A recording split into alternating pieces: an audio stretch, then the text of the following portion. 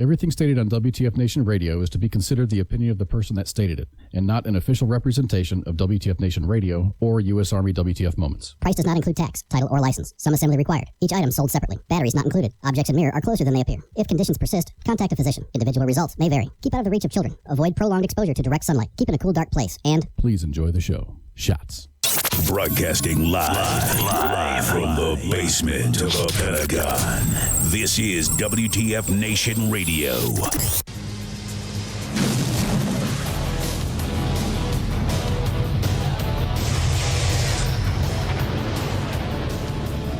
Hello, everybody. It's fucking Friday. Thank God we're fucking... Oh, we made it through the week.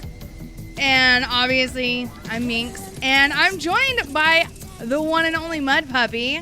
Hello. Hello, love.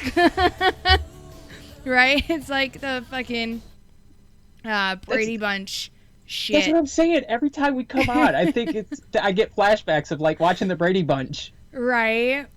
And I swear to God, with all of us, it seems like the Brady Bunch sometimes. Sometimes, dude. Dude, I grew up in a family like the Brady Bunch. There's fucking 6 of us kids, right? And it was a his, hers, and ours family. So.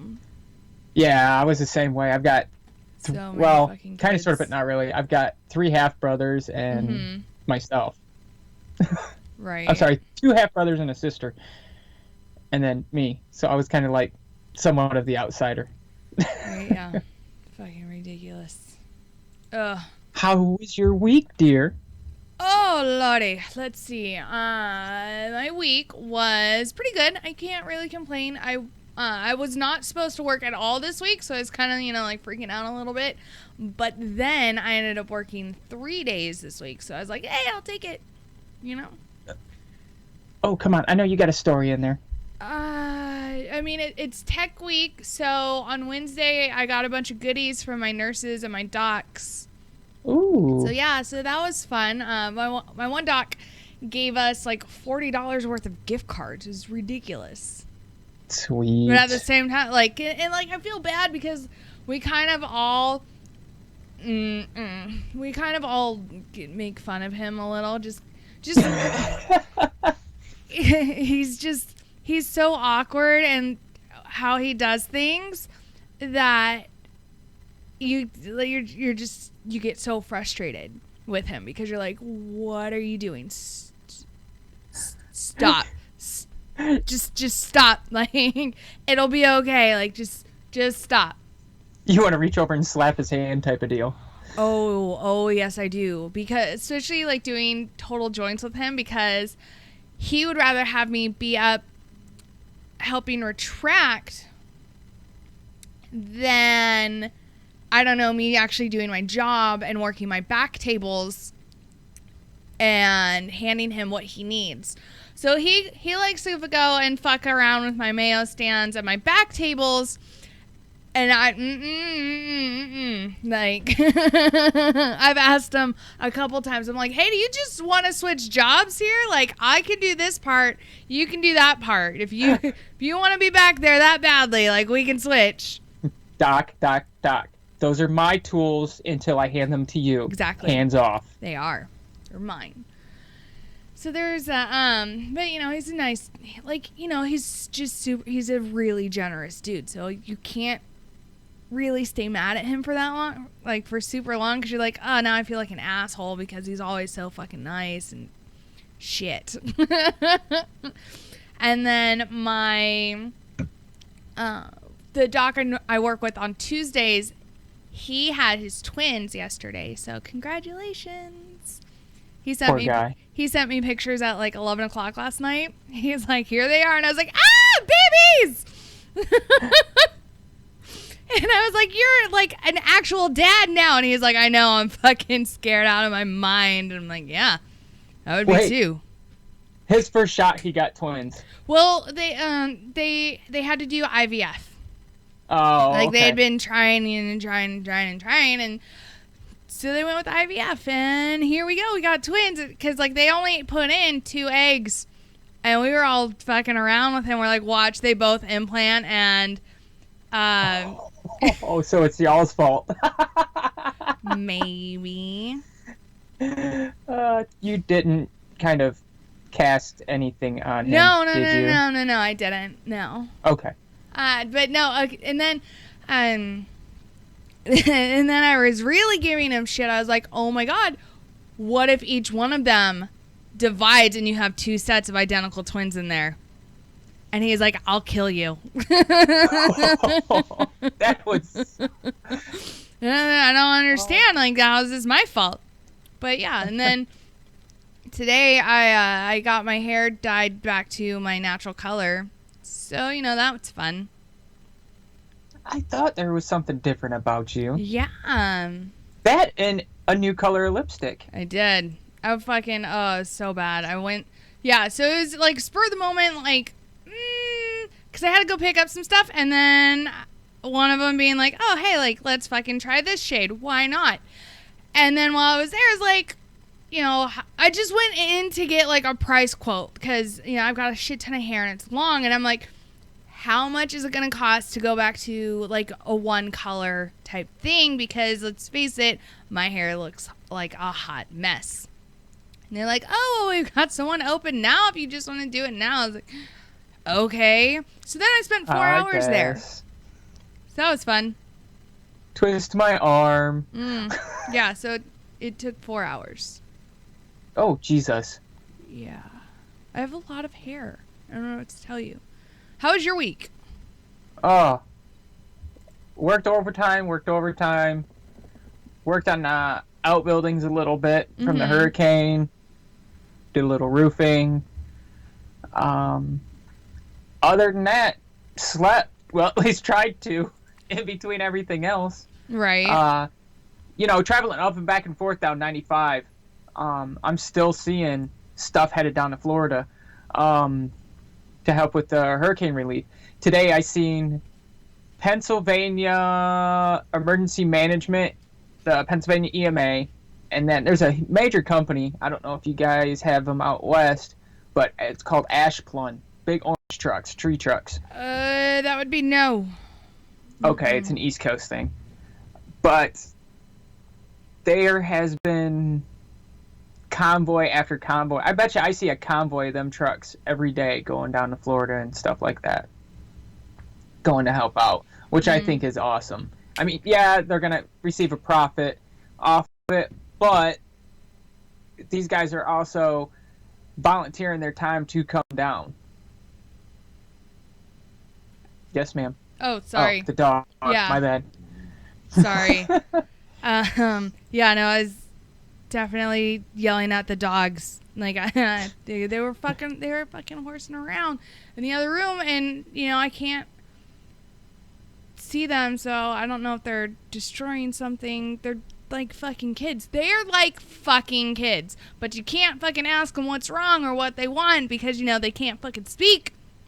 But literally, like, I'm assuming this is what like people kids do, because this is what my fucking fur kids do.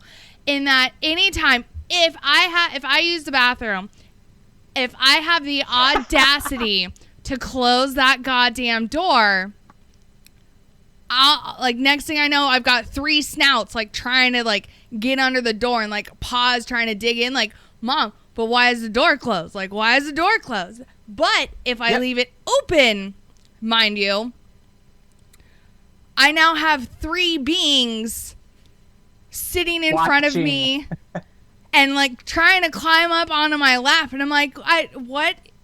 And then, or if I fucking shower, they have like the biggest one. I was gonna say, don't you have one that tries to jump in the shower with you every time? It's the biggest one of them. It's my 100-pound German Shepherd. He will try to jump in the shower with me, and I'm like, no, buddy, you can't. Like, there's not enough room in here. And then the other 2 have to be like right there, and the one has learned how to push the curtain aside, and then he likes to stick his nose on me, and I'm like, it's cold. Like, this is not okay. We need to not do this. And I'm just like, God, is this what it's like with fucking people kids? Yes, it is. This is ridiculous. They will wait till you climb into the shower and be like, Dad, you busy? Right? Hello? Yes, I'm taking a shower. Well, God. Can you wait till I get out of the shower? No. No. Obviously, no. No, you cannot. Ugh. So, yeah. So, and I have to use the bathroom. We have 2 bathrooms. right? Go to the other You one. have your own bathroom. Go. And like the shit, like I don't sit and I don't watch them use the bathroom. Like, I fucking open the door, I let them out, and they go do their thing. I don't sit there and I'm like, maybe I should though, and like follow them around and like start panting in their fucking face, and be like, how do you like it? But They will probably lick you. God, they would too. Apollo. Because they think you're playing. Apollo would. He'd fucking stick it. Ah! No. Just thinking about it. Right? Ugh. Oh, man. So bad. So, I know last week you had something you wanted to rant about, and we never got to it. So, take it away. Hold on. Girl, hold on. What's Spanky's crying about? Girl always has most important things to tell you when... Yes, that is true. Every single time with the kids. But what's worse is adults nowadays. What is the deal? It fathoms me. Every time I open Facebook, people are complaining about their jobs. They're complaining, oh, I gotta do this, and I only make this much money. Okay, why do you make just that much money? Well, that's all they'll pay me. Have you looked for another job? Well, no. Then why are you complaining? You have a job, and there are people out there that still don't have jobs, and you're complaining about having a job, but you would be complaining 6 months ago when you didn't have a job just as bad. Well, what am I supposed to do? People, go out and improve on yourself. The other thing that kills me is management people, or want to be management people. Uh-huh. I say want to be management people because I've seen managers get hired from outside of a company that came in, and people whine and complain, well, I've been here longer, I should have been hired in for that manager position. What I usually ask them are 3 questions. First one being, what have you done to show that you're management material? Second one being, when was the last time you picked up a book about management? Third, when was the last time you took a class or went to a seminar on management? I would say 99% of the time, it's a no or none to all 3 of those. If you want to move up in the world, you have to improve on yourself. If you don't improve on yourself, the only person you're hurting is yourself. Does that make sense? Yes.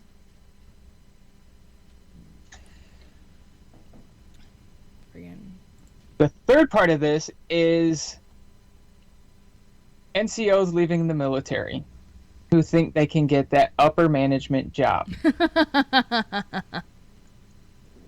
You know exactly what I'm talking about. Not like a who, but what. Mm-hmm. And then, of course, you have them on like your Facebook and things like that, and you see them complaining, well, I didn't get the upper management job. When you leave the military, you have no civilian management skills. You have great military management skills, but you have no civilian management skills. Those sergeant majors, those E7s, E6s, and all of that get out and they have that management job that they walk into, it's because they went to college and went and improved themselves by taking classes and going and reading the books and seminars and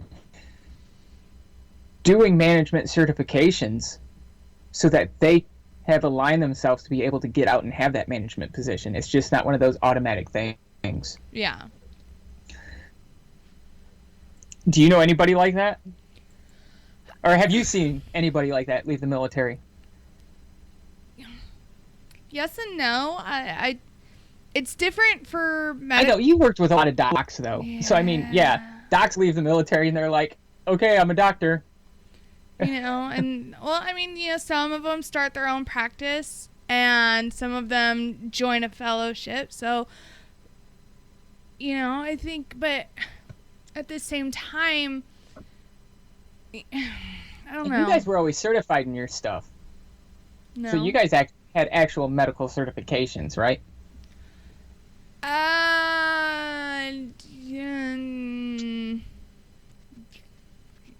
No. I'm not a certified surgical tech. Never got it. You just play one on TV? No, I normally stay at Holiday Inn Express the night before I go in for surgery, and then I'm like, oh, got it. No, it's we used to be certified, and then right before I went through AIT, the civilian side of the school added more classes or some more requirements, and the Army couldn't fit that into my 19-week program. Yeah, that's like us in the MP world. So we were no get the short end of the stick. So we were no longer certified. Now, though, now that it has become a tri-service school because of, Air Force standards, now everyone who's going through the Delta school is getting certified. So. Yeah, because I know that, like, the X-ray techs and stuff like that are. I wasn't sure about you surge techs. We used to be. You used to could. Yeah, you used to be. But not while I was in. So, I know, I do Speaking know. of, I do speaking know of people getting that out of the military. Oh, sorry, I was still talking. Oh, I'm sorry. Yeah. Dick. So, I know that I'm able to challenge the test. Like, I know those of us who have gone through who are not certified, we are able to challenge the test. And as long as we pass it, we, don't have to pay the fee to take said test. So. Oh, and if you fail it, you're screwed. Yes. All right, now. How much is that test? $200. Oh, that's not bad. That was a couple years ago, so it's probably gone up. Oh. Inflation and all that. But as you were saying, sorry. Speaking of getting out of the military and medical-wise, since we had that little medical discussion, did you hear about the National Guard Master Sergeant that just got popped for acting like he was paralyzed? I saw that article, but I did not read it. But at the same time, I was like, "Oh, damn, this is gonna be good." Because he claimed that he was paralyzed. It is. Right. All right. So yep. So a retired Army National Guard Master Sergeant is being sent to prison after he was caught scamming the VA and U.S. government out of hundreds of thousands of dollars.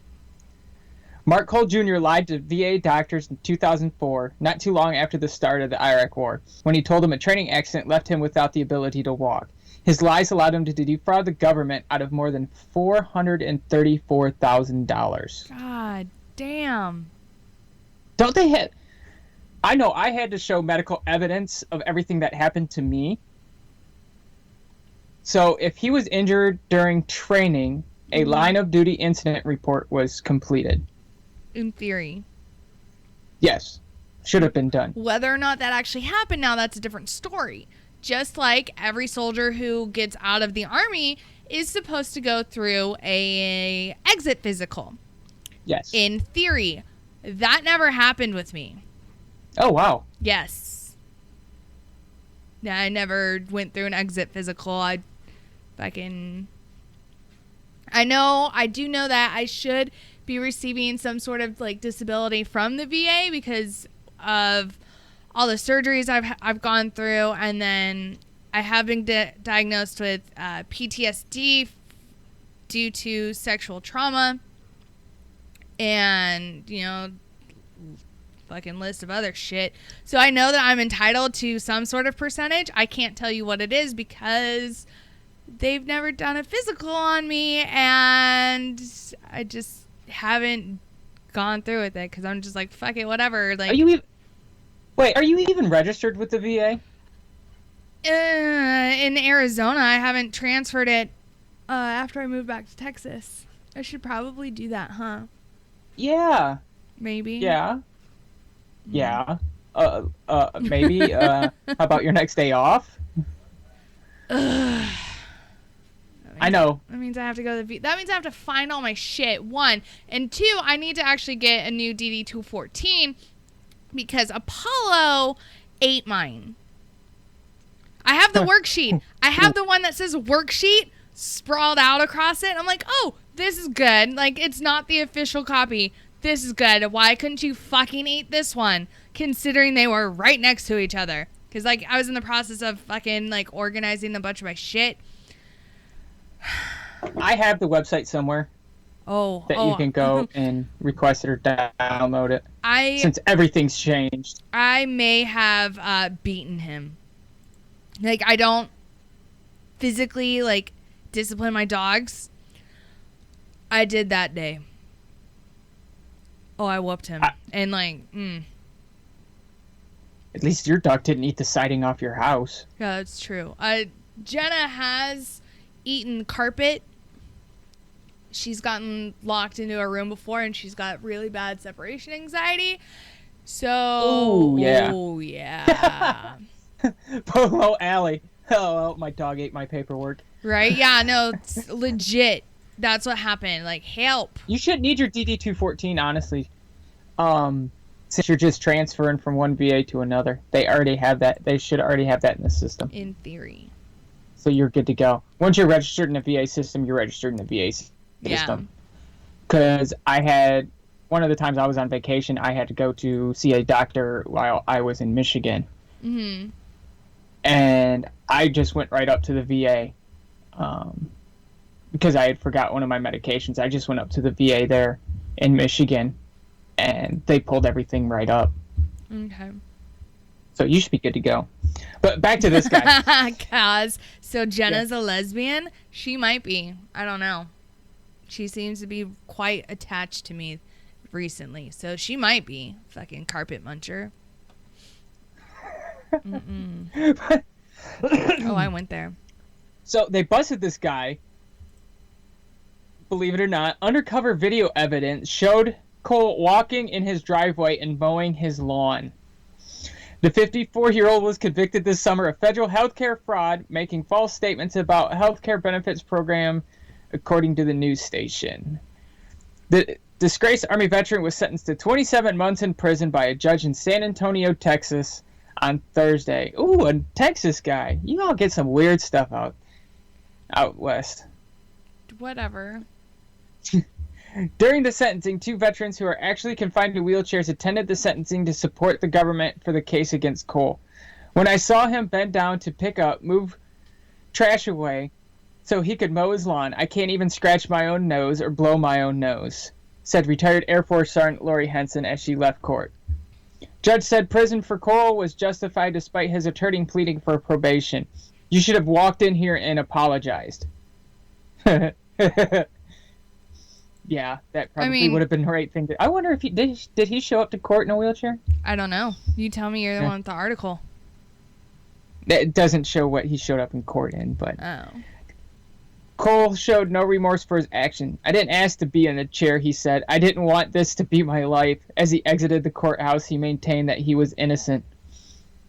How do you maintain that you were innocent? Right? We have... Excuse me, sir. Dude. We have video of you. Really, dude? Really? Like it would be one thing if it was just pictures, because you can totally be like, it's doctored, or that's doctored. You can't fucking touch people with pictures these days. It has to be video. Yeah. Just like if you suspect your spouse is cheating on you, and you're if I know for dual military spouses, if one of them suspects the other is cheating and trying to go through UCMJ for infidelity or whatever, they have to have video proof along with sworn statements from parties involved. And with all the 5 W's, who, what, when, where, why.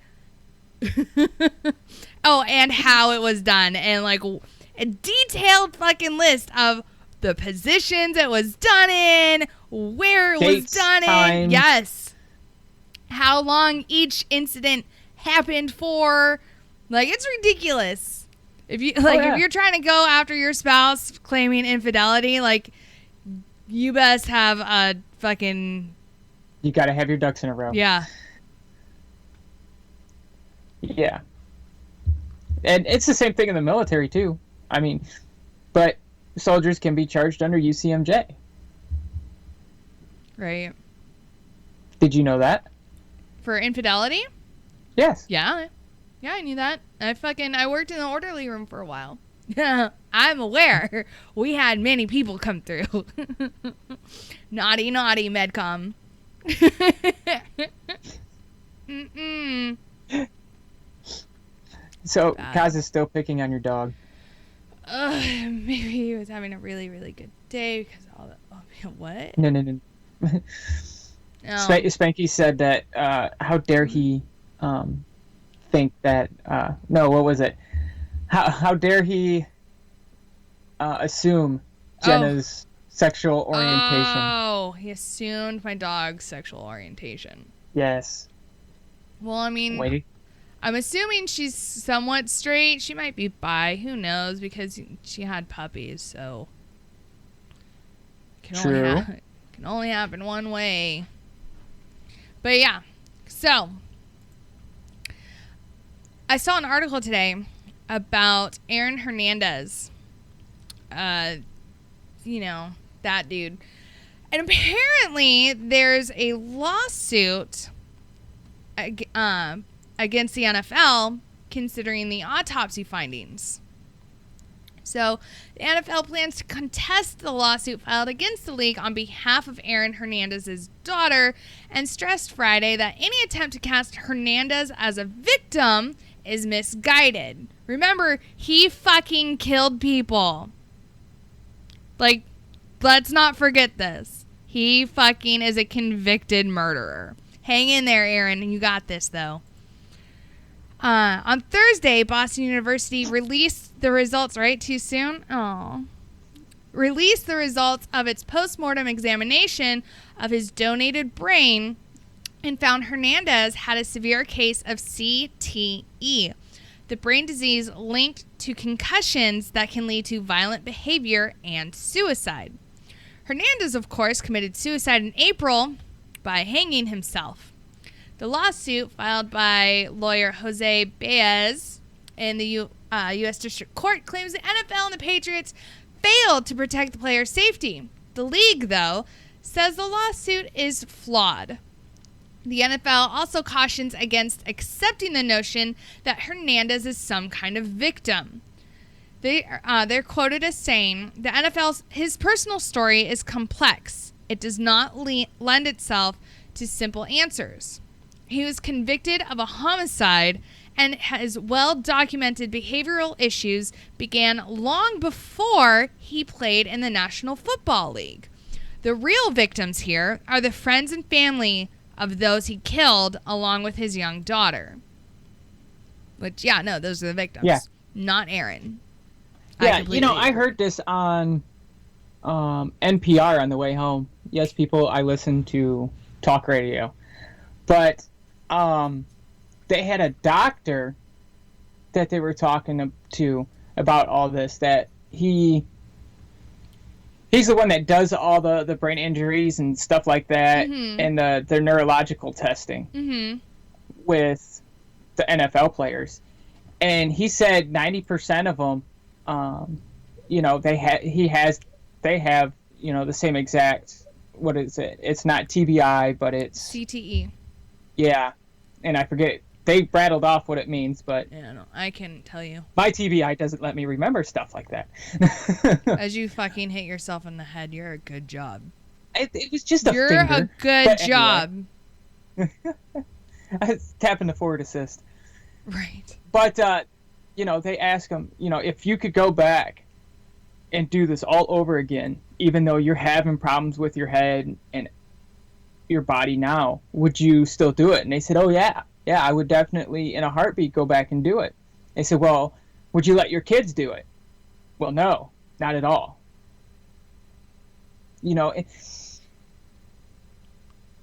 it makes me think that, these players do somewhat have a round head on their shoulders, as in think fully, because yes, they would go through it all over again so that their kids could still have the quality of life that they have, and not, face it, a lot of the NFL players did not grow up in the greatest areas or have the greatest upbringings, and they found a way that they can improve their kids' quality of life and how they're raised better than what they had.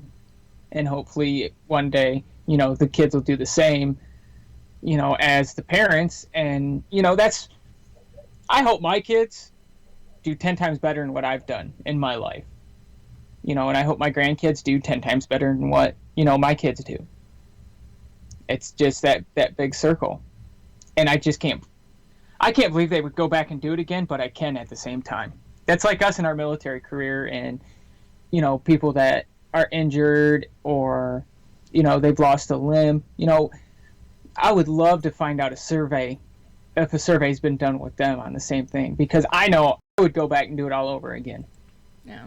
Apparently we have someone in the Facebook live chat who's getting quite angry that we're not paying attention to him. So, hello, Matthew. I see all your comments. I am reading them. That is Mud Puppy. His name is not Stick. So, there you go. You wanted attention. I hope it was worth it. Show me on the doll where the bad man touched you. Right. Y'all don't read chat. F this. All right. Well, bye. Bye, Felicia. Man, why you gotta take my line? Because I Bye, said it Felicia. first. But yeah, he says that you need to eat something. Yeah, it happens. Right? Apparently. I just ate, too. You witnessed it. I did. Apparently, you're too skinny for Matthew's taking. Ooh. I wonder if Matthew has a crush on you, and he's just trying to make sure that you eat enough. Oh, see, I've got Mixer open, because I love Mixer. Right? Less lag. And there's no... Oh, God. Hi. What'd you do? Oh. Yeah. Yeah, exactly. Spanky makes sure that we get enough snacks. Hi, Jenna. Yes. Stop it, please. Say hello. Say hello to everybody. Good girl. I'm so sorry. No, we love all of our viewers equally. Unless my wife is listening and or watching on her phone, then I love you more than everybody. Hi. Okay, you need to go. You need to go.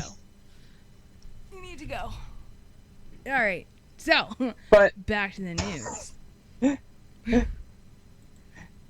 gotta love the husky. Right? Yeah. She's such a bitch. She's not leaving me alone. This is ridiculous. God damn it. And I know she doesn't have no, she's an alcoholic too. She really is. She just tried to drink my fucking Guinness. Back the fuck off, hooker. Those are fighting words. No. And Allie says Jenna is a beautiful lesbian puppy. Right? She's almost 2. So she's such a pain in the ass, though. No, She fucking came. She's coming for my fucking beer. She has drank my wine before. Fucking. Oh, it was so bad. By alcohol puppy. I now love Jenna. Yeah, she. No, Jenna has. She is an alcoholic. She has drank out of my wine glass before to the point where she ended up getting drunk. And I know she got drunk. Alcoholic. She does not go to meetings. And I know she got drunk because she was walking and pissing herself. I might have been drinking at the same, obviously I was drinking as well. I thought it was fucking hilarious. I had a basset hound named Fred, and he looked just like Fred off of Smokey and the Bandit. Mm-hmm. And I'm not drunk. that dog could put down just as many just as many beers as a full-grown man. You word well. It'd be just fine. Yeah, I'm wording great tonight. But okay. So I really wanted to get into discussion about gun control, and I don't know the pros and cons of it, because apparently there are pros to it. I don't know. So that's my favorite thing. I know, right? So as everyone knows, Chicago is really big on the whole gun control thing because reasons. It doesn't show. Sorry, too soon? A Chicago gun control activist gets a concealed carry permit and a weapon and says her community is too dangerous to live without one. But she has been actively campaigning for gun control. So, it just leaves me confused. So, yeah. She's justifying her getting a gun because, it's dangerous to live in Chicago, which everyone fucking knows. But yeah, so the activist, Camilla Williams, got a concealed carry permit as well. According to NPR, Williams grew up living in Chicago's South Side, fuck that, and was personally impacted by violence at age 9 when she was hit in the head with a brick. God damn. Ooh. She became involved in gang activity, acquired a gun at age 12, and lived violently until she had a son at age 18. At that point, she decided to make a change. She moved away from the South Side, got a GED and a college education, and began lobbying the state for Illinois for more gun control. She has also traveled to D.C. to press members of Congress to pass more gun laws. Because that'll show the criminals, hey, we're going to pass more laws that you are going to continue to fucking ignore. So it's just going to impact everyone who's not a fucking criminal. Fucking idiot. I believe in gun control as in... How do I word this right? As in registering firearms and things like that. Not controlling how many you can have or how many rounds you can have or whether the magazine will come in and out of the weapon, like Communist California does. Oh, hey. Socialist. But, yeah. They haven't reached communism yet because they still rely on the federal government. Yes. So. But why would people be afraid to register their guns? They're not doing it to know where all the guns are. They're not? No. Are you sure? Yes. Then why do we need to register them? Ooh. Let's play this game. Okay, yes. Your weapon gets stolen. Okay. And the serial number's on it still. Yes. How can you prove that it's yours?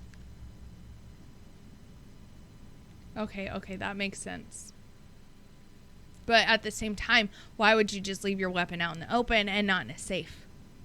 Your house is broken into. And they break into the gun safe?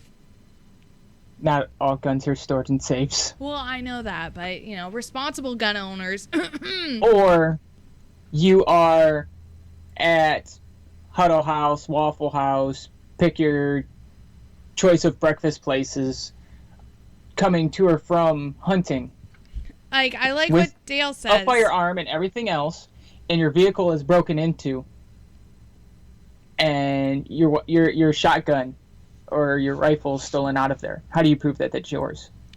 I like what Dale says. Dale Labs from Facebook Live says, why does the government need to know what and how many guns I have? I can take a picture or keep a list of them myself. That's cool. I can pull a picture off the internet too. That's what I'm saying. It's not... It's actually for your safety. I think I understand. The government can care less how many guns you have and everything else, to be totally honest, until you use them on an individual in an illegal way. See, that's where I'm disagreeing with you. But they don't know that bullet came from that gun because there's no ballistics done on that gun with that serial number or everything else. That's why when a weapon is used and they have the firearm, they do a ballistic test to match the bullet that they pull out of the dude to the gun. Yes. No, I've seen CIS before. I've seen how that works. No, that happens in real life. I know that because CIS is based off of real life. I'm aware. Fucker. But no, that's not, off the top of my head, I have 4 of my buddies that their fathers are sheriffs in different counties. A couple here in Georgia and a couple back in Michigan.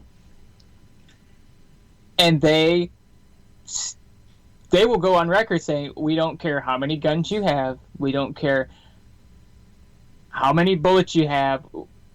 Just register your weapon, because if it's stolen or anything stupid like that, it can be traced back to you and you can get your gun back. It's just like Spanky said, but if you have your TV, stereo, laptop stolen, those serial numbers are not registered with the government. I have pictures of those. That's why you register all of your electronics with the manufacturer for the warranty and everything else to prove that is yours. Fucking Casey. But I wrote my name on it with a Sharpie.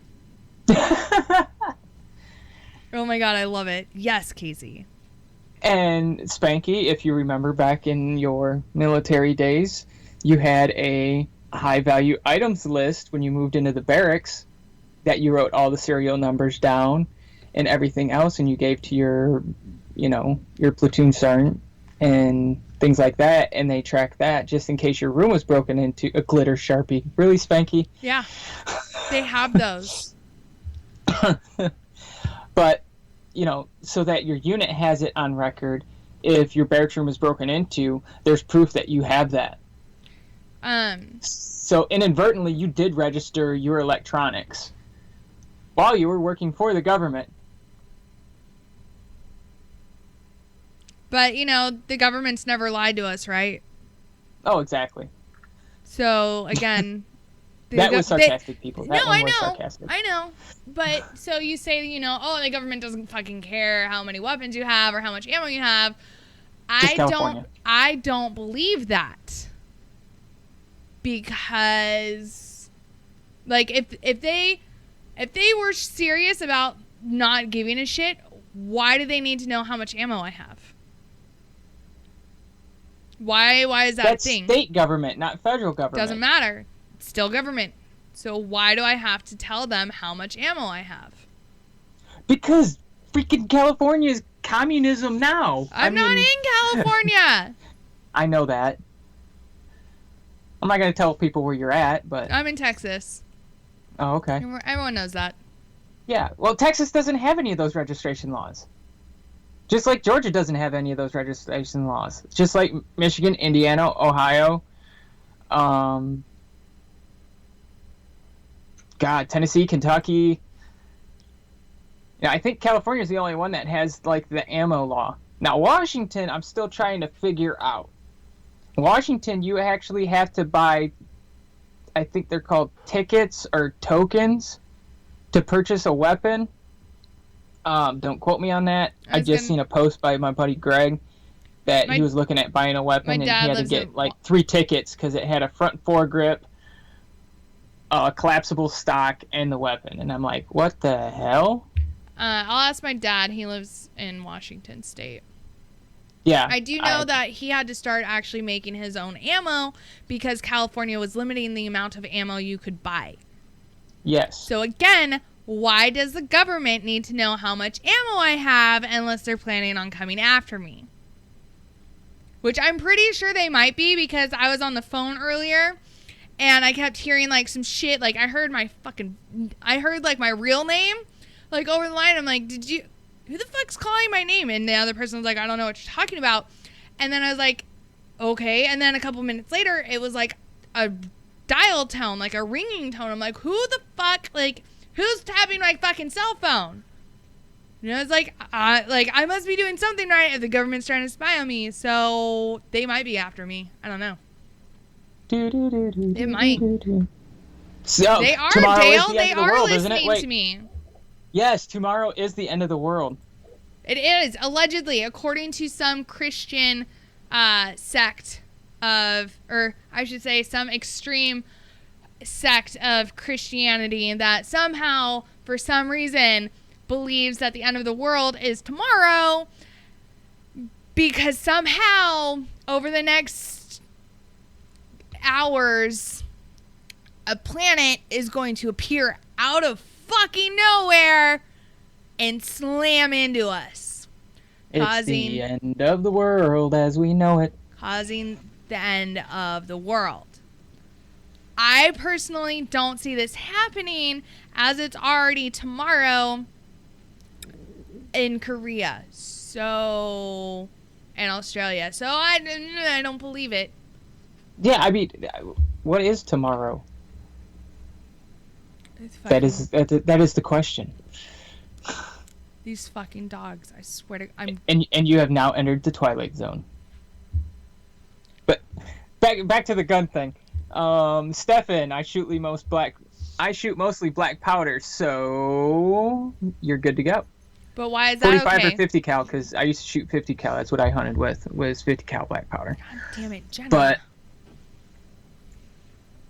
I don't know why states want to regulate ammunition. I mean, why does California want to regulate having the magazine stuck in the weapon at all times I don't and know. having to load it? I can't tell you.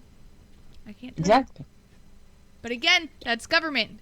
And again, it goes back to, why the fuck do they care?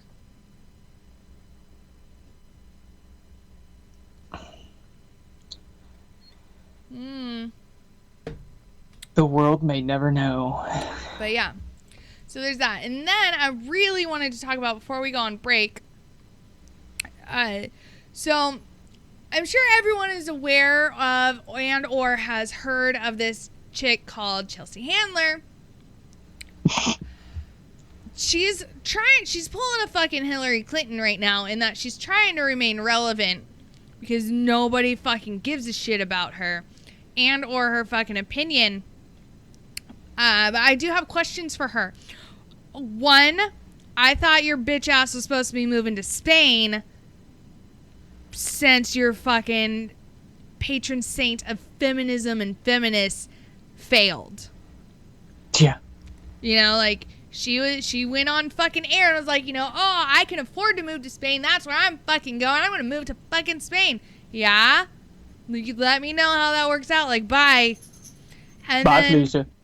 and then after, you know, Hillary lost, she comes back on TV and, like, sobbing. And one, she's just an ugly crier. She just should never do that again. And two, she was like, oh, I'm not moving to Spain anymore. I have to stay here to fucking fight and be part of a resistance. Like, I don't understand. Because, you know, since Resistance is futile. because, you know, since Donald Trump became president, I don't know about you guys, or I should say, I don't know about you women out there, but I know I have not lost a single right in the fucking, I don't know, how long has it been now?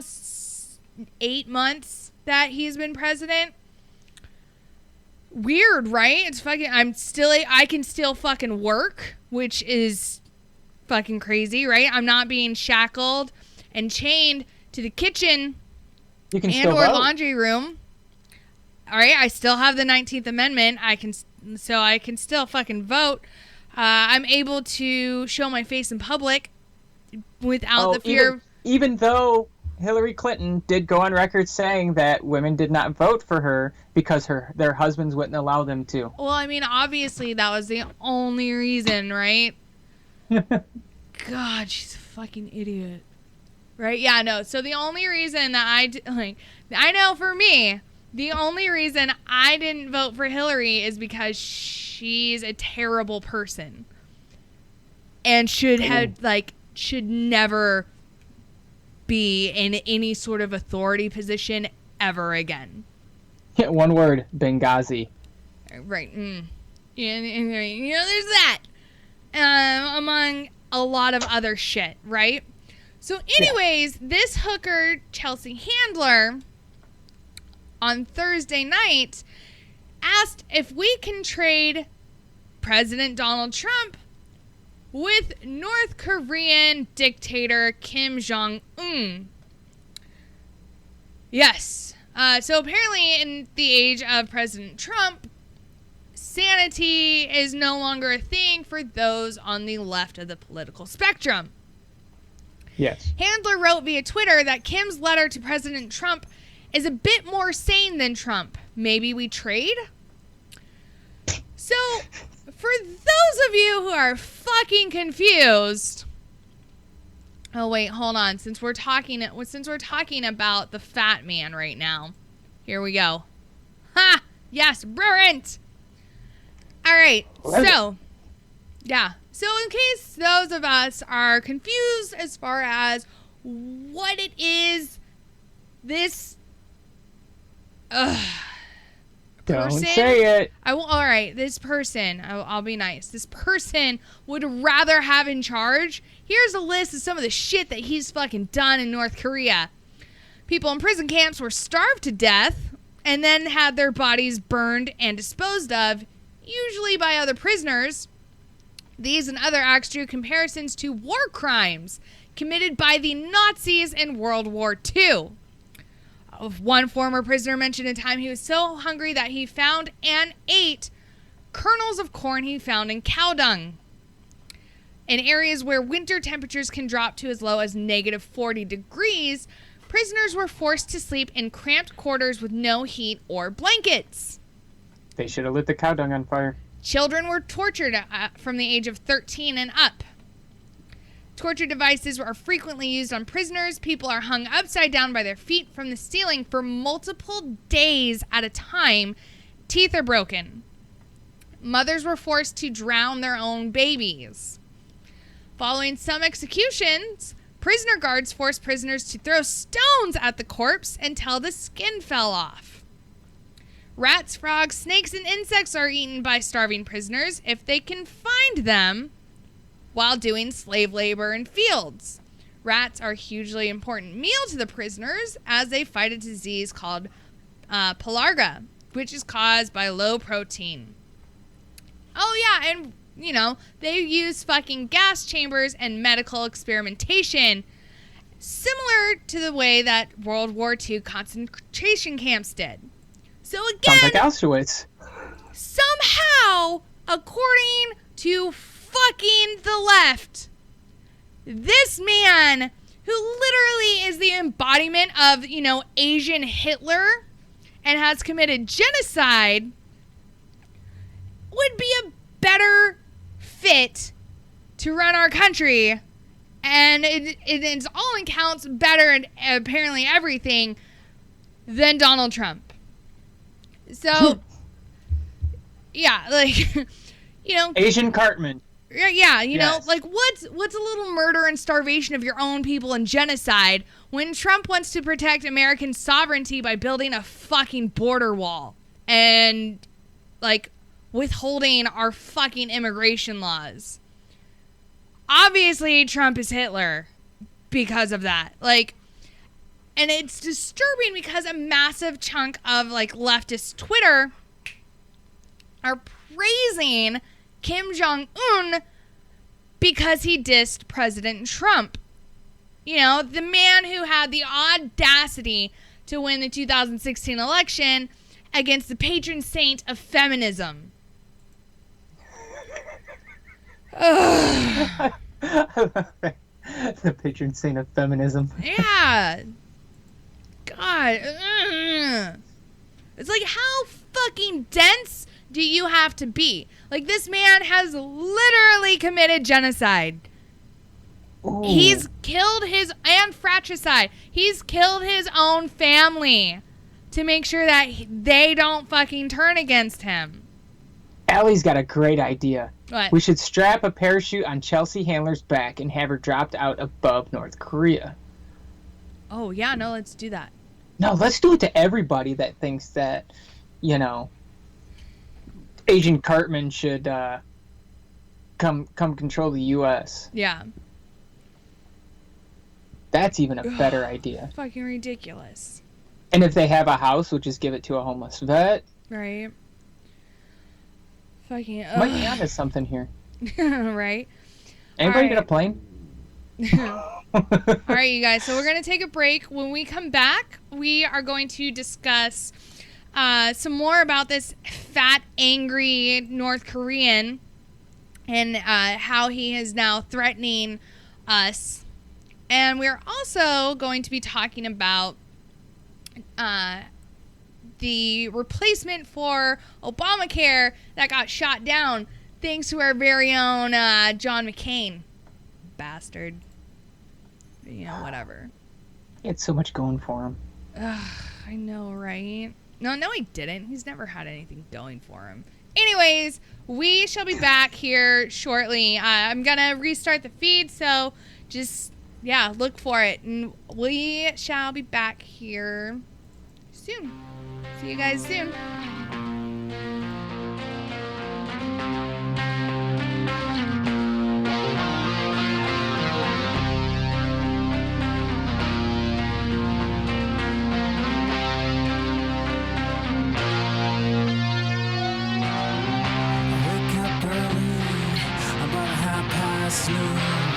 Gotta get it together, I gotta stay in tune.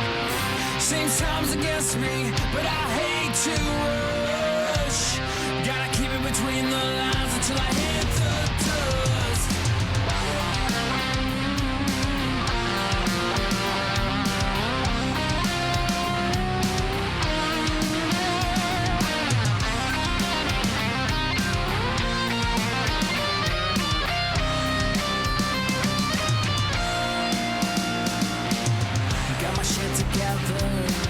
I gotta buy some time. The key to freedom lies across the state line. It's a daily ritual, this game I play. In the life of a shadow man with a debt to pay. Hit the gravel with my hand on the radio. Here I am again. Driving on the roads we nowhere.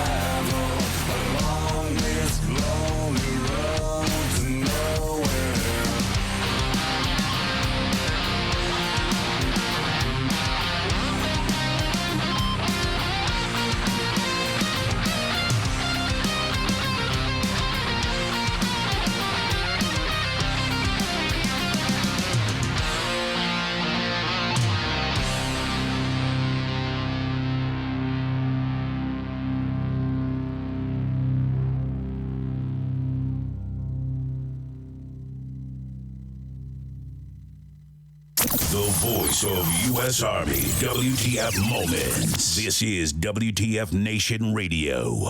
I know, cause I see it every day as I work and I sleep the day away. Like you, I have pain, and like you, I have fear. Can I pay all of the bills and still make it through the year? Will I make it home alive? Should I pray to the sky every day and every night? Will I hold you by my side? But in the public eye, I don't even have a heart. A robot of the system moving only when I'm told to start. Rip apart my art, I'm strong like a flower blooming. You got it all wrong, I know I breathe, and like you see, I see. And like you need, I need. And like you bleed, I bleed. Don't treat me like an object, I'm tested and proven. Mind, heart, and soul, I'll always be a human. Like you breathe, I breathe. And like you see, I see. And like you need, I need. And like you bleed, I bleed. Don't treat me like an object, I'm tested and proven. Mind, heart, and soul, I'll always be a human. Call me a vet like a soldier. Green beret, 21 gun salute, don't wanna see the day. In the constant war zone, in the home of the brave, where they hate the police until they saving the day. I got kids like you, a mortgage like you, so blue lives matter, and so does yours too. All this separation and divide, open your eyes. If you cut us all open, we the same inside. The only difference is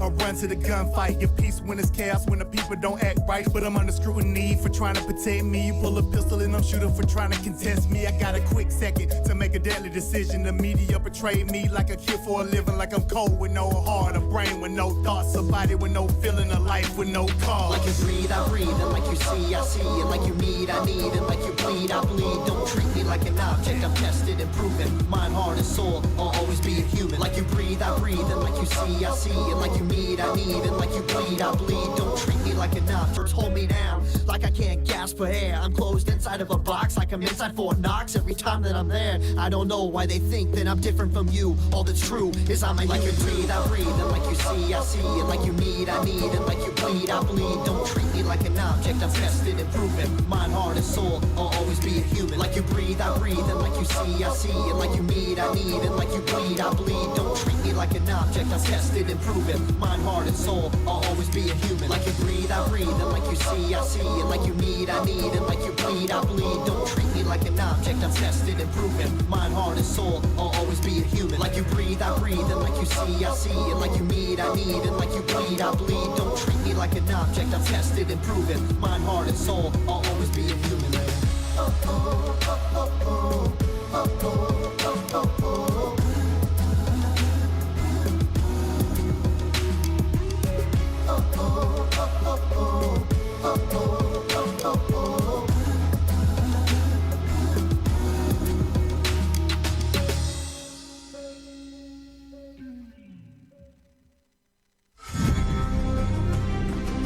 All right, we are back. Thank you so much for joining us for round 2. Fuck yeah, let's get into this. I know it's a shorter break than what I've done the last couple of shows, but that's okay. I want to Back get to in Fat on this. Cartman. Right? Yeah. So, Korean Cartman. This fucking guy is beyond ridiculous. Like, I'm sorry, I cannot figure out their thought process over there. I can't either. I don't see. Well, I know that, propaganda is a huge thing over there, and, it's not a good thing. Like, they're made to believe that we are gunning after North Korea and, like, we're gonna fucking invade it and, like, we're gonna if he destroy keeps his it. shit up, it might just happen. Right? Like, isn't he Maybe. talking about shooting a freaking H-bomb over the ocean there? He is. All right, so let me bring this up. So, hold on, gotta fix something really quick. I'm so sorry, you guys. I wish we knew where the launch site was so we could just, like, intercept it just as it's leaving. Right. You know what I'm saying? Like, halfway out and just, like, bring the Scuds back. Bring back the Patriot missiles. Okay, so North Korea is now threatening to detonate a catastrophic hydrogen bomb over the Pacific Ocean, to the point where Hawaii is now practicing what to do if this were to happen, as far as like what the plan of action is gonna be. Cause oh yeah, they're fucking in the middle of that fucking place. So North Korea is claiming the U.S. hasn't seen anything yet, and it is threatening to test a hydrogen bomb over the Pacific Ocean in response to President Donald Trump's speech at the United Nations earlier this week. They are quoted as saying this could probably mean the strongest hydrogen bomb test over the Pacific Ocean. Regarding which measures to take, I don't really know, since it is what Kim Jong-un does. North Korea's foreign minister, Ri Yong-ho, told reporters on Friday. This comes after a slew of accusations from North Korean dictator Cartman. They called him Jim. Jim Jong-un. That's excuse me, sir, that's not his name. But Kim Jong-un on Thursday, in response to President Trump's intense UN General Assembly speech on Tuesday, during which the president said Rocket Man Kim Jong-un is on a suicide mission and that the U.S. would totally destroy North Korea if need be. Oh my God, that video of Jim. As soon as you said that, and I said Jim. A freaking of him doing Rocket Man song coming off of the airplane, standing in front. Have you seen that one yet? No. Oh my God, wait, it's yes. hilarious. And like, it's almost like a chipmunk-esque voice. Oh my God. He's something else. But yes, okay, so it goes on to say, on Thursday, the same day that Trump signed new sanctions against North Korea, Kim Jong-un threatened President Trump that he would pay dearly for his threat to destroy North Korea if the U.S. had to defend itself, states or its allies, and he called Trump a dotard, which I can't tell you what the fuck that is, so I'm not even sure if I should be offended or not. Like, what the fuck is a dotard? You're a fucking dotard, fucking retard. God, kids with Down syndrome are fucking smarter than you. Yes. You know, now it really makes me think how true that movie is. Which one? That was released. With Seth Rogen, the one that freaking was all up in arms. That with North Korea, they hate us because they ain't us. Oh, Stefan found the meaning of dotard. Dotard, subit noun, an old person, especially one who has become weak or senile. Oh, interesting. Yay, new words.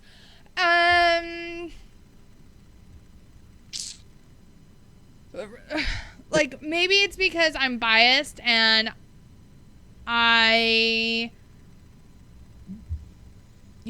it's because I'm just biased towards him. When I think of Donald Trump, I don't think weak or senile. Is he old? Yeah, he's in his fucking 70s. Like, sorry, I mean, you know, it's a fucking fact. You're kind of pushing it, dude. But he looks good for his fucking age. He's 70. And his wife is fucking hot, too. Like, okay, so if you compare Donald Trump and Bill Clinton, right? They're the same fucking age. Who looks a hell of a lot better? I'll wait.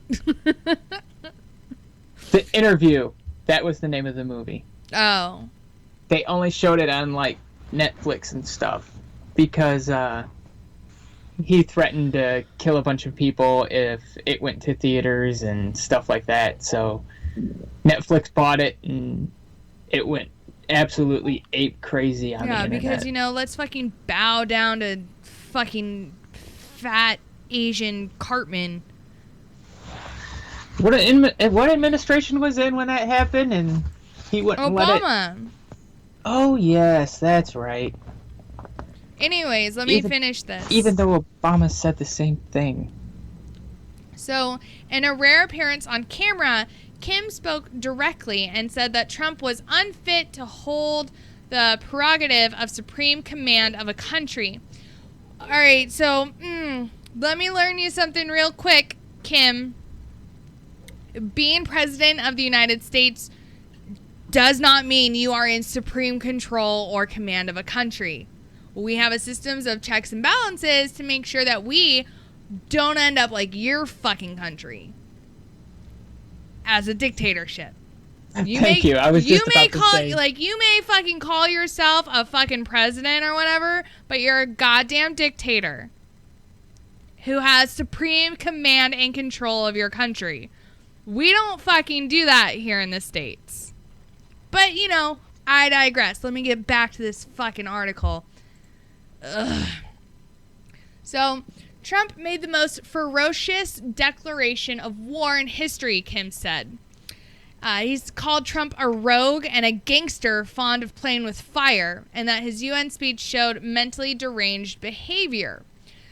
Kim went on to say, I will make the man holding the prerogative of the supreme command in the U.S. pay dearly for his speech calling for totally destroying North Korea. Whatever Trump might have expected, he will face results beyond his expectation. The statement was published by North Korean's propaganda directive, Fox News reported. So on Friday, so this morning, President Trump tweeted, Kim Jong-un of North Korea, who is obviously a madman, who doesn't mind starving or killing his people, will be tested like never before. Well, all right then. The only reason he's there is because of his daddy. He's no president. He's not nothing. He is a dictator. Well, yeah, founded by his fucking grandfather. Yeah. And he makes it sound like that. Oh, the people love me. That's why I'm here. No, it's not, dude. No, they'll get fucking thrown into prison camps if they are not seen cheering if they even for think him. Something bad What? about him. Yeah. And it gives me a headache just thinking about that, man.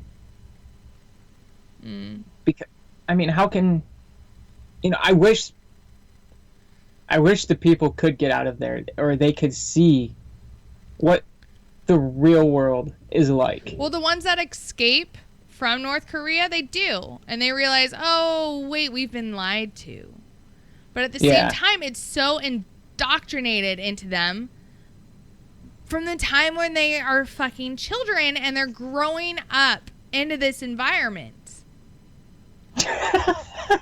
Allie, newsflash. North Korea launches super secret jumbo planet to exterminate all life on Earth. Oh, that's what it is. Nailed it. Oh my god. That's where the planet came from.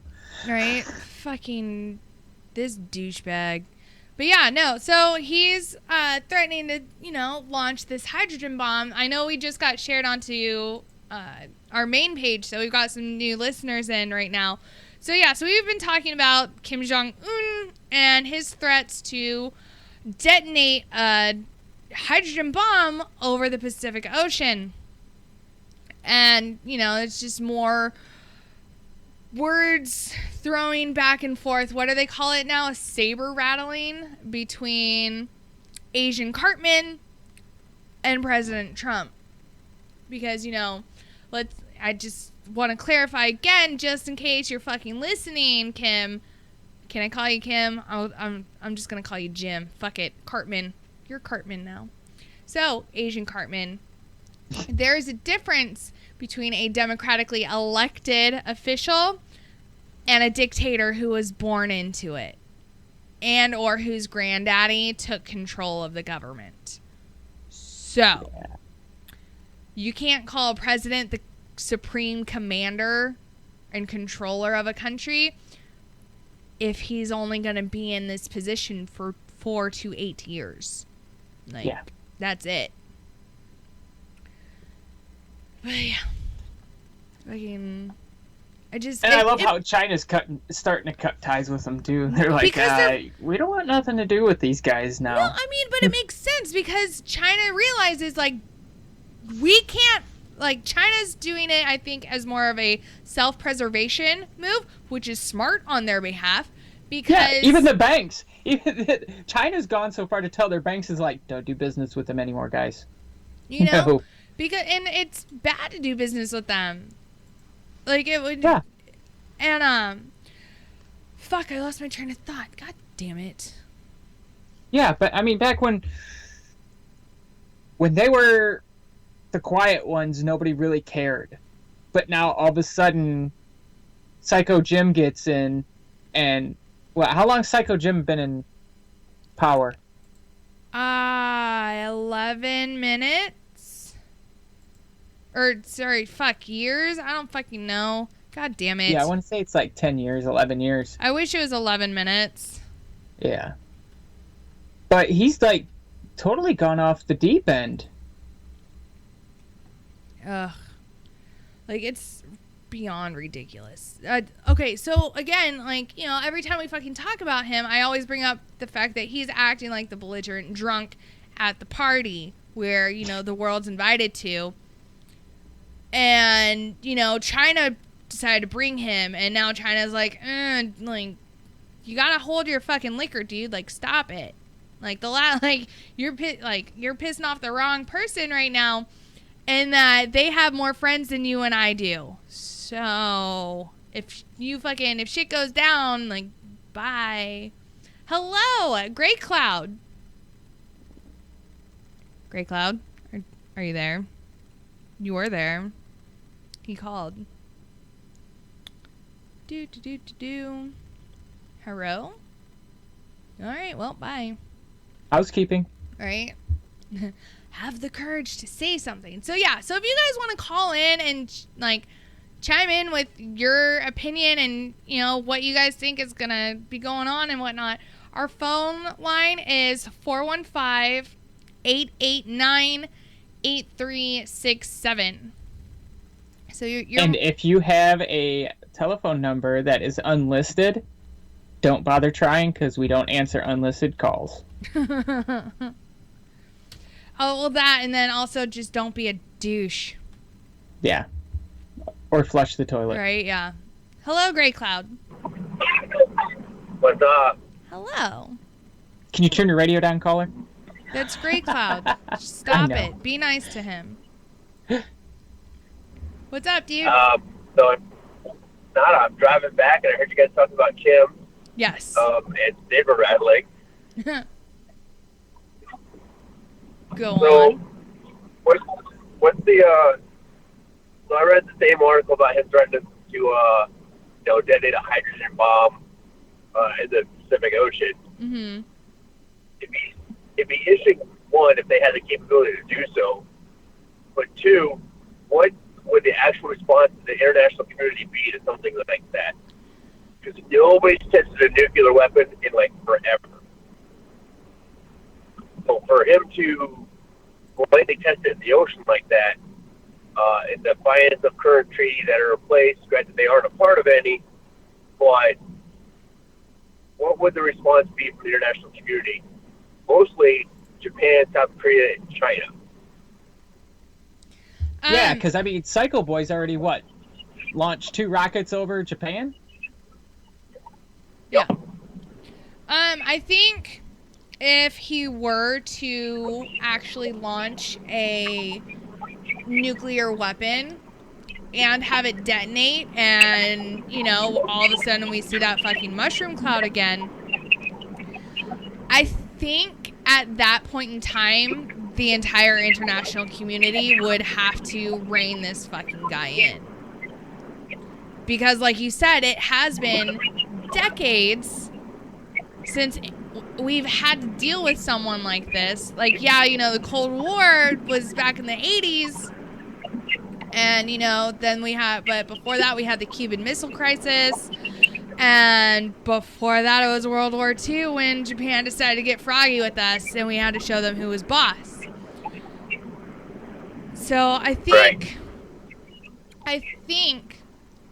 simply because we saw the horrendous amount of damage that a nuclear bomb is capable of, as far as just, the initial impact, but then also with the, the radioactive fallout and how it's going to affect the fucking community and the area that it hits for years to come. And if you look at, nuclear plants that fucking go up, like Chernobyl's not going to be inhabitable by people for another 2 centuries, if not longer. And so I think there's enough international community awareness that if nuclear bombs come into play again, there is going to be enough response. I'm hoping that there is going to be enough response by the collective international community to put him down, because that's what it's going to have to happen. I was just looking Right, up when was the last time we tested anything, and it was 1992? 91, 92. And we did 7 tests. All right, Grey Cloud, what were you going to say? No, so where were those tests conducted, Mud?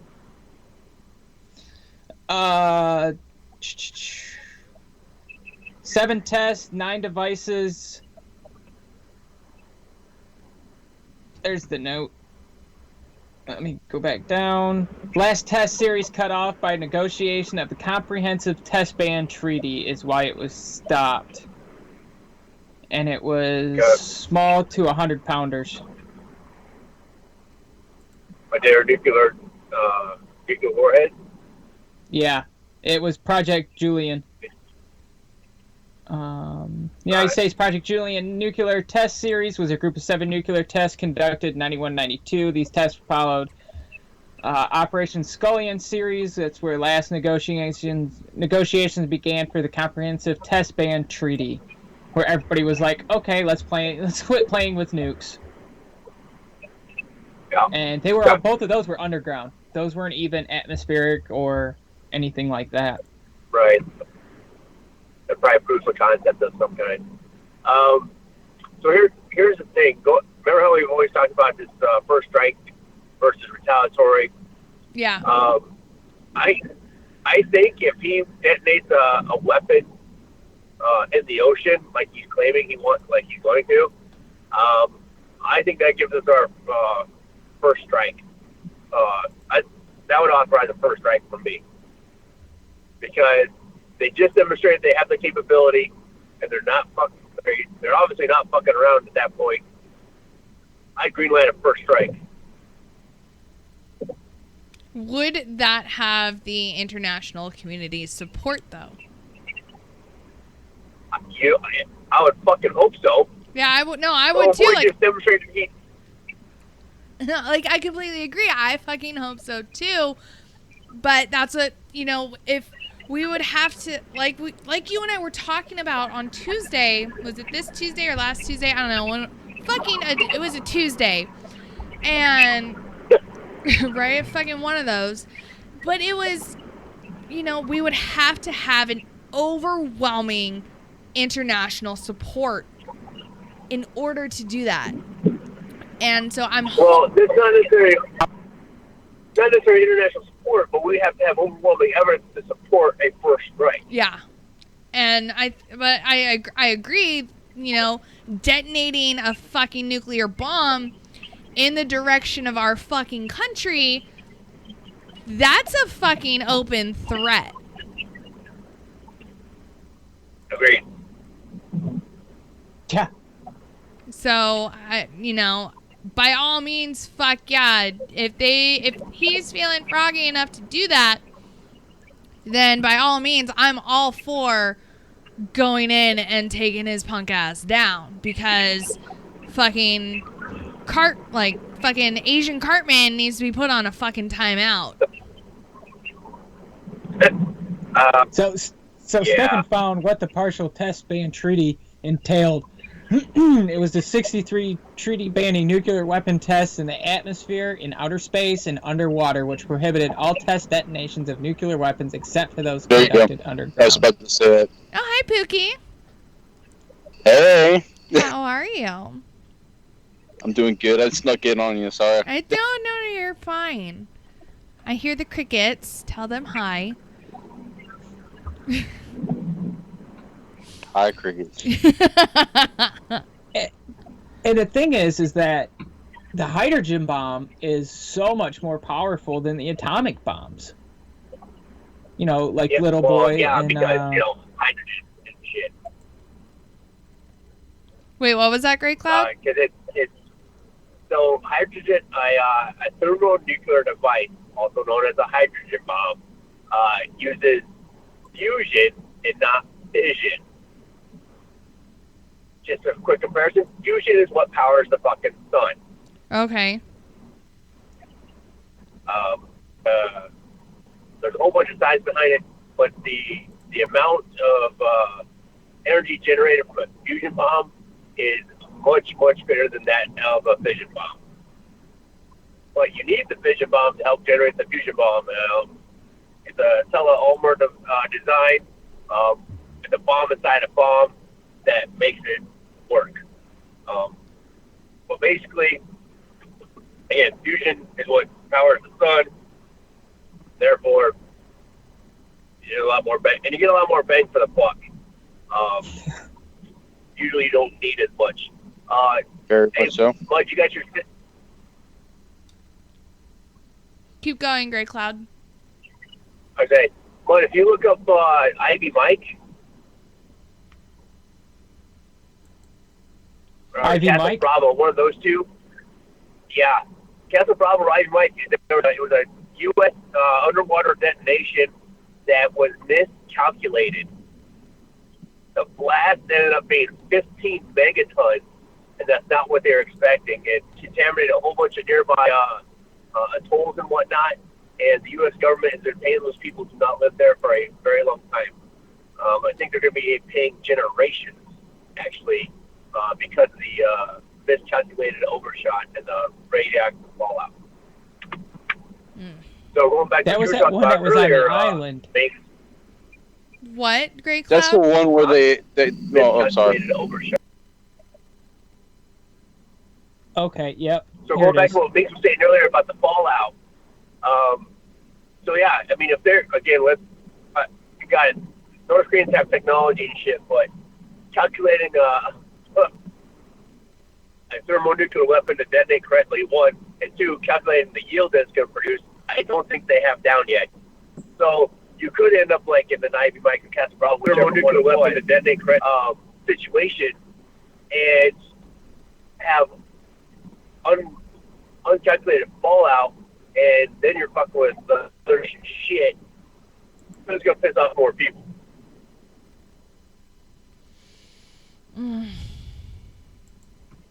Just Yeah, I'm trying to find when the last above ground was done, and So I cannot find anything. Look up Tsar Bomba. There's a That was the one. that actually Yeah. it actually go violated ahead. the nuclear treaty ban that was signed, and it was the bomb design was originally designed for 100 megatons. Okay, Yeah, it was only the 50. bomb would have been right. They dialed it down to 50 because, based on the calculations, the crew would not have been able to escape the fire. So, the readouts of the Tsar Bomba at 50 megatons, the shockwave circled the Earth 3 times, and the energy output was equivalent of percent of the energy output was what? the equivalent of 1% of the sun's total output. God damn. Whoa. Yeah. Like, okay. The fire. Like, I need to be Go ahead. I need to be like a tree hugging hippie really quick because I'm from California, and I don't. That's my fucking reason. I'm just wondering about like the environmental impact that this is gonna have. Funny thing, I just found that. Well, Oh, You know, I can tell you exactly what would happen. I know everything within a certain radius would die, except for like cockroaches and Twinkies. Oh, even cockroaches can only withstand so many rads of radiation, I guess. Right? And so like not only do you have the blast area that you would be environmentally impacted, but then everywhere that the fallout cloud would go, that's also getting impacted. Like, and not just with. Then you got the what's it called? Nuclear winter, I guess is what they call it. Yeah. That's another thing. And so it's just like, God, like if they set off a large enough bomb, even if it is in the middle of the fucking ocean, like that's gonna affect everything. Yep, right here. If an H-bomb hits Pacific, it will detonate with a blinding flash to produce signature mushroom cloud. The immediate effects would depend on the height of the detonation above the water. The initial blast could kill most of the life in the strike zone, scores of fish and other marine life instantly. When the United States dropped an atomic bomb on Hiroshima in 1945, the entire population located within a radius of 1,600 feet, 500 meters, perished. The explosion would send radioactive dust and ash flying through the air into the water. Wind could carry dangerous particles over hundreds of miles. The smoke from the blast site could block out the sun and hinder life forms at sea that depend on photosynthesis to survive. The exposure to radiation could cause severe health problems for nearby marine life. Radioactivity is known to damage cells in human, animals, and plants, causing changes in their genes. The changes could lead to crippling mutations in future generations, and the eggs and larvae of marine organisms, especially sensitive to radiation, affected animals could pass the exposure up the food chain.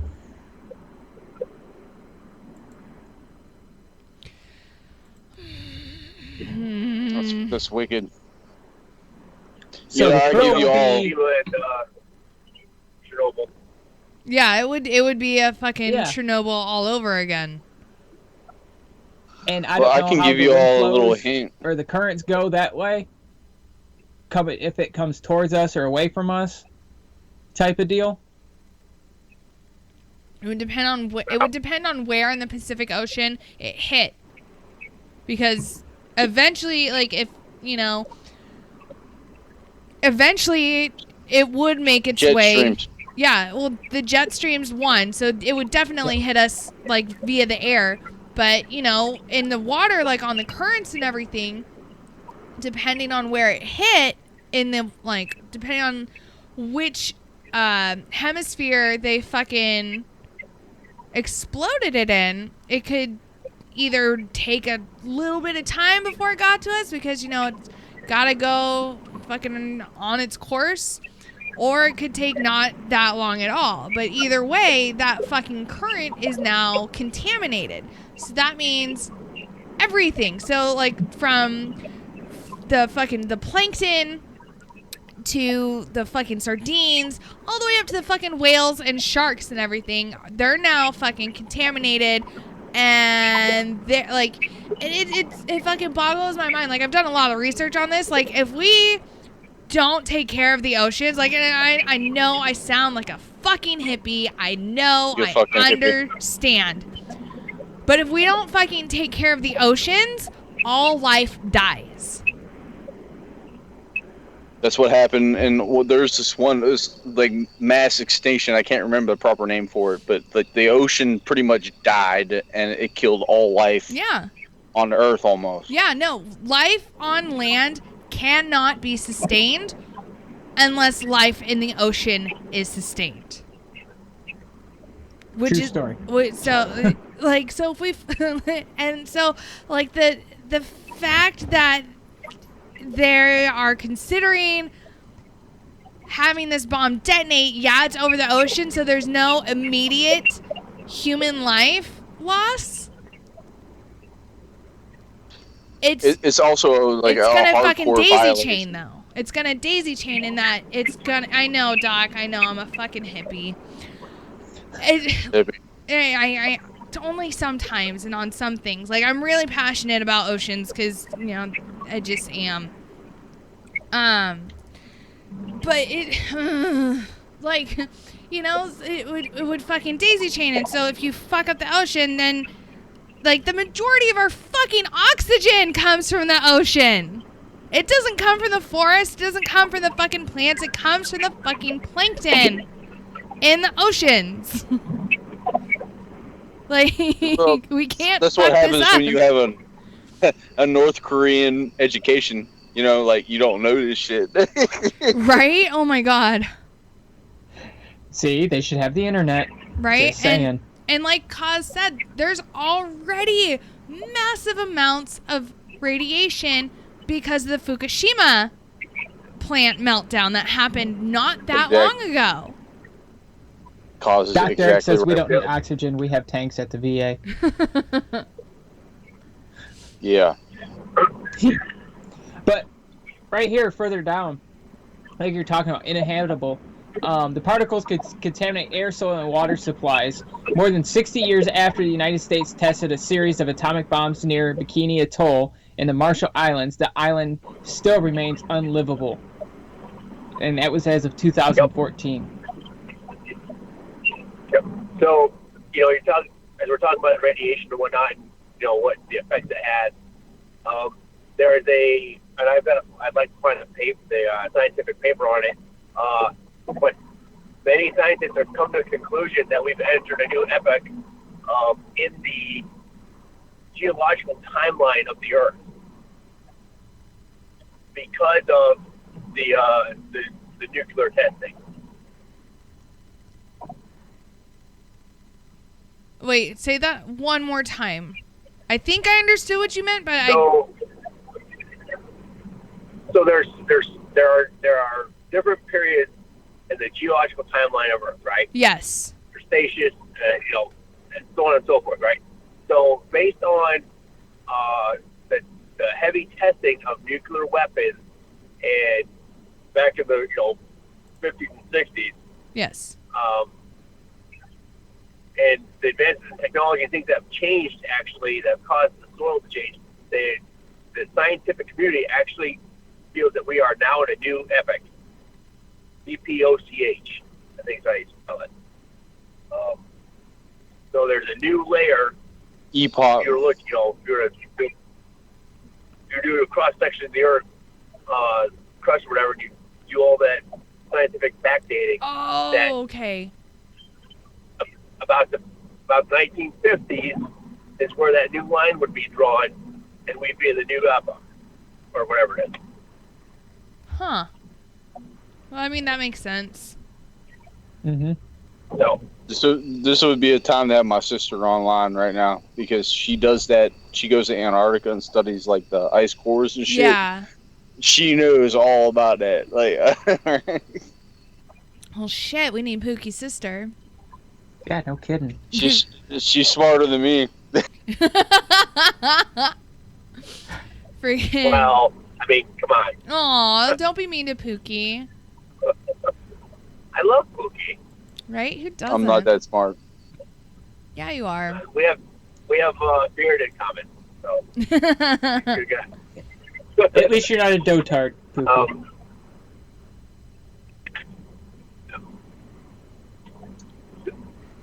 So here's the next question then, right? Okay. So let's say Agent Cartman gets froggy and does that item, right? Yes. What will the response be from the American people? And more importantly, what do you think the Democrats will say? Okay, I'm so glad you brought that up, because I think those of us who are midline, like those of us who are to the right of Maxine Walters or Waters, whatever the fuck her name is, if we're to the right of that hag, who honestly looks like the Crypt Keeper, I think those people will be like, holy shit, did this really just happen? We need to like make sure this doesn't happen again. Like, obviously this is a direct threat to us. We thought he was bluffing. Those on the left, We thought he was bluffing. right? So those, I think, on the extreme left of the political spectrum, the Antifas, the bleeding heart liberals who think that the only way to have any sort of world peace is to go around and hug everybody. I think... Oh, God, you stole words out my mouth. I think those people are going to actually cheer for it and say, we had this coming. You really think that? Yes. That's how fucking delusional I think these people are. They, like I said in the first hour, some of them think Kim Jong-un would be a better president than Donald Trump. No, I heard that, and then, yes, that's fucked up.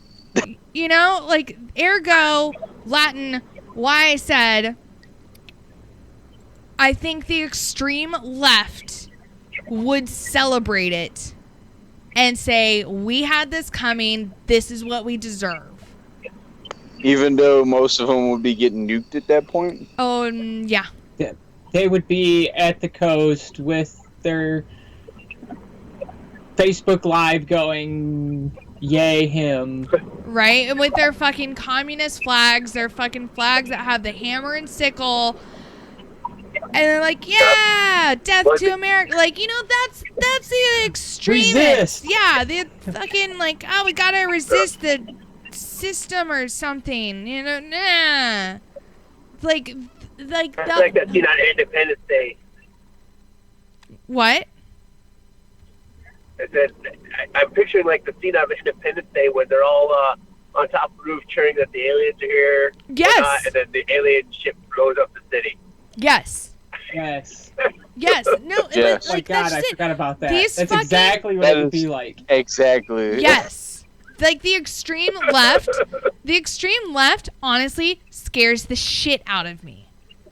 Because they're so fucking insane and so deeply convicted in what they believe in that they go to these extreme measures to silence people who don't agree with them.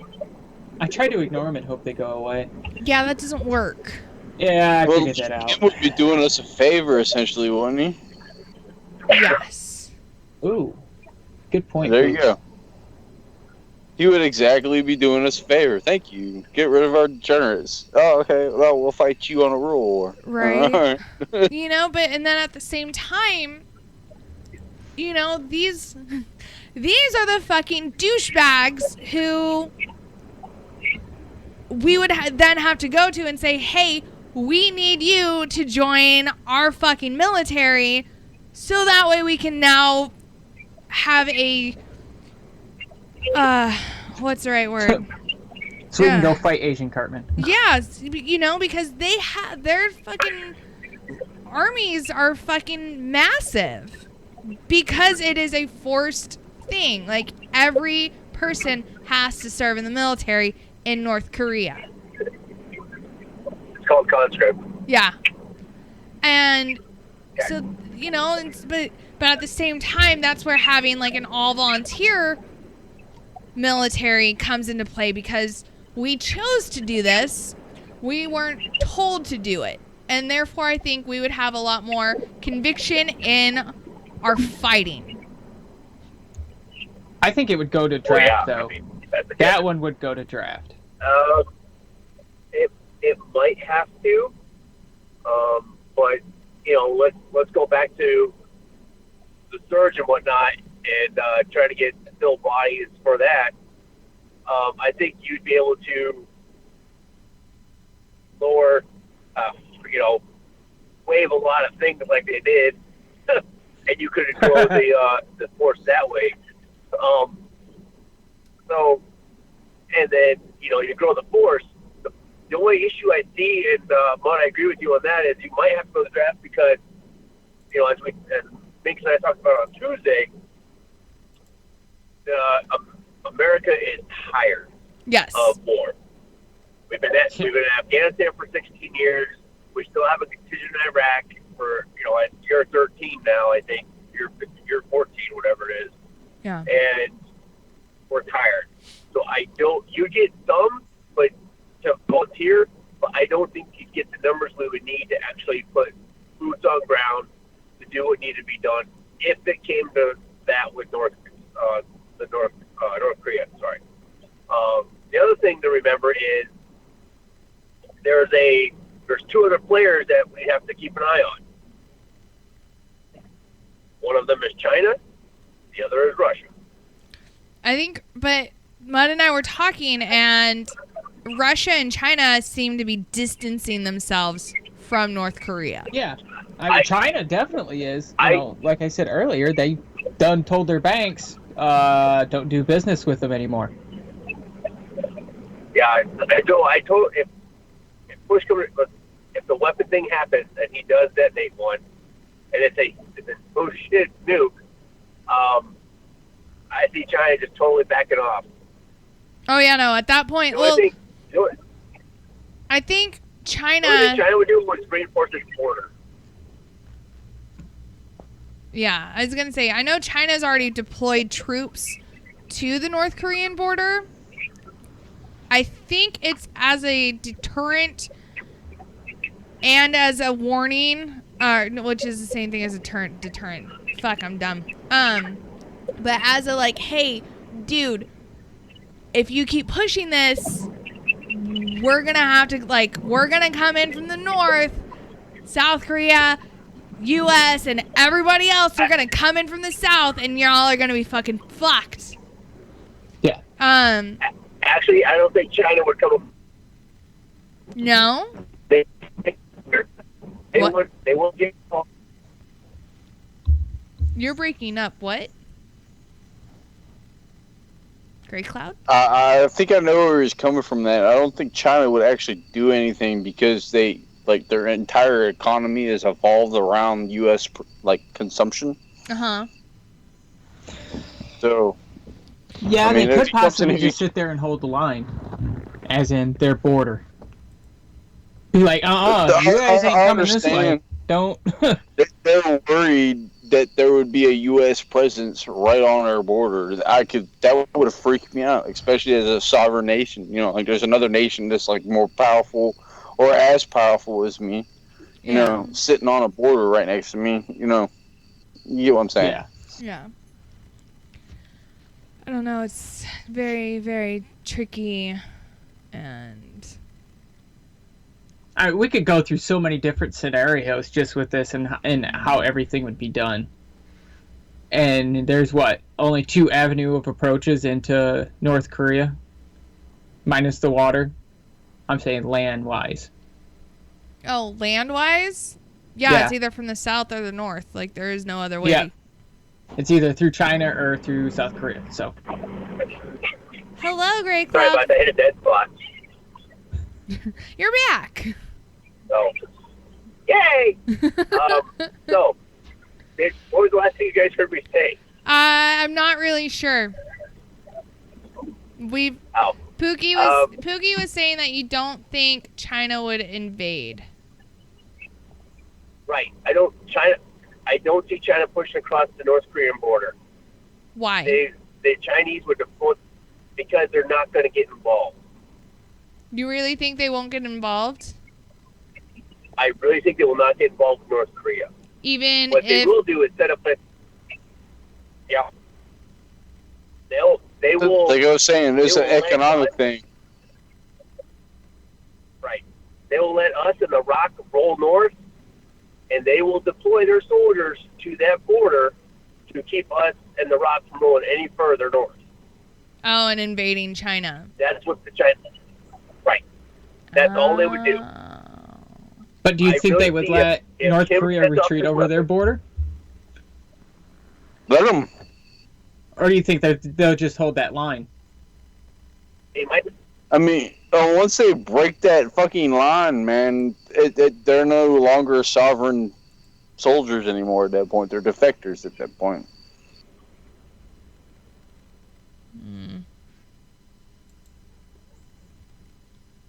I don't know. I hope nothing happens. I really don't. I mean, but whatever. you know, and like let's just say, like that's the last thing I wanted. I don't want North Korea to fucking do something stupid to where we're gonna have to respond.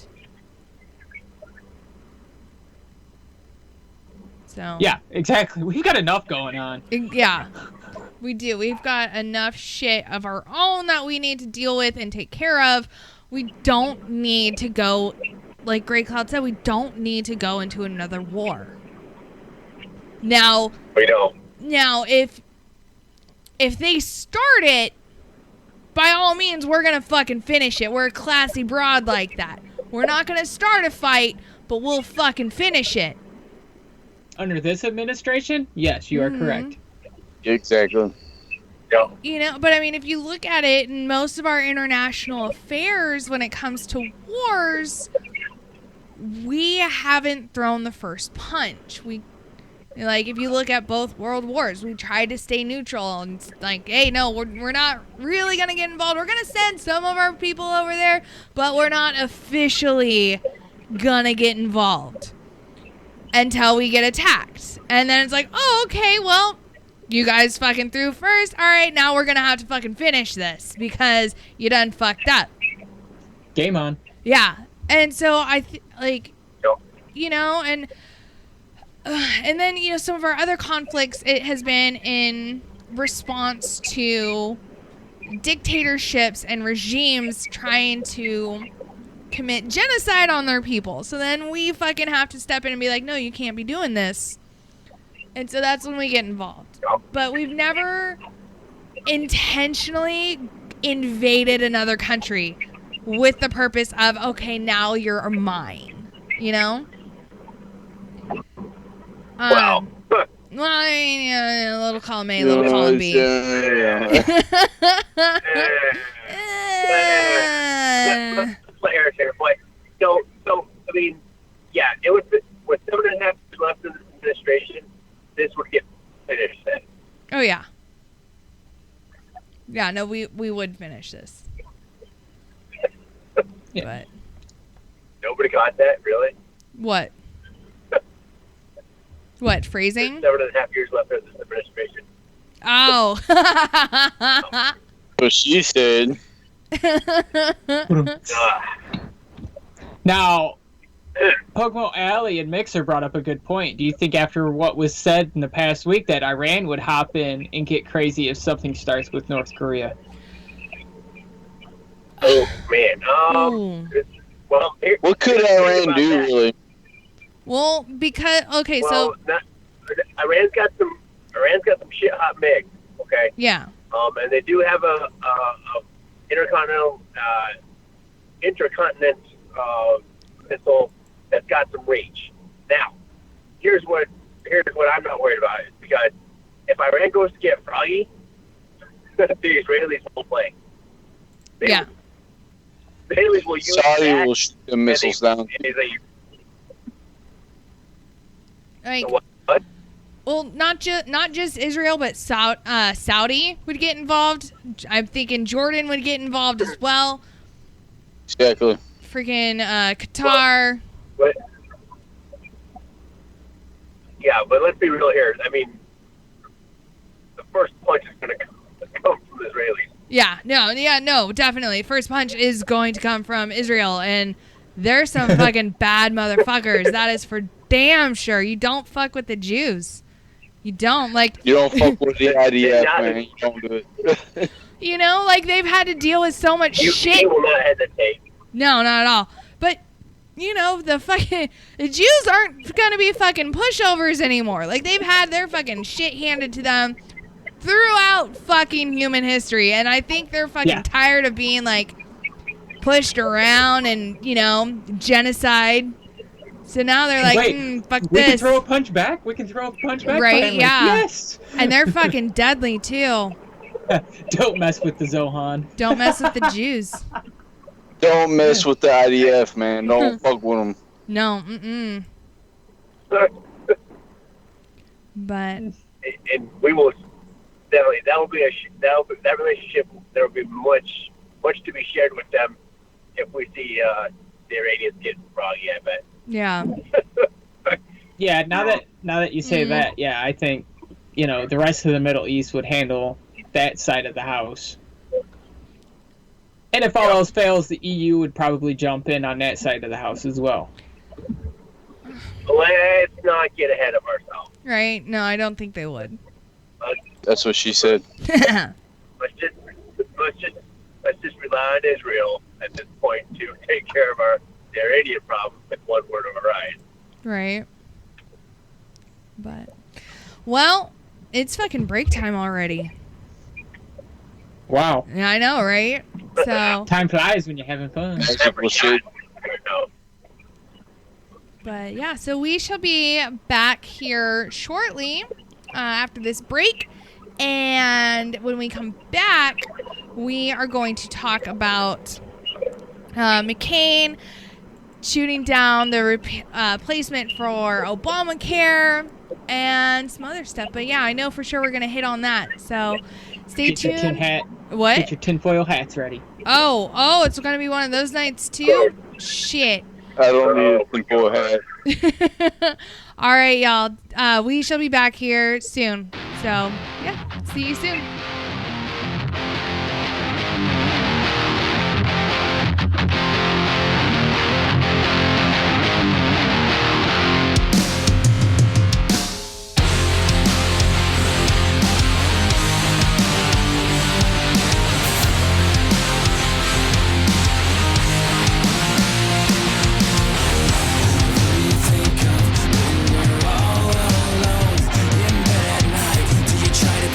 Yourself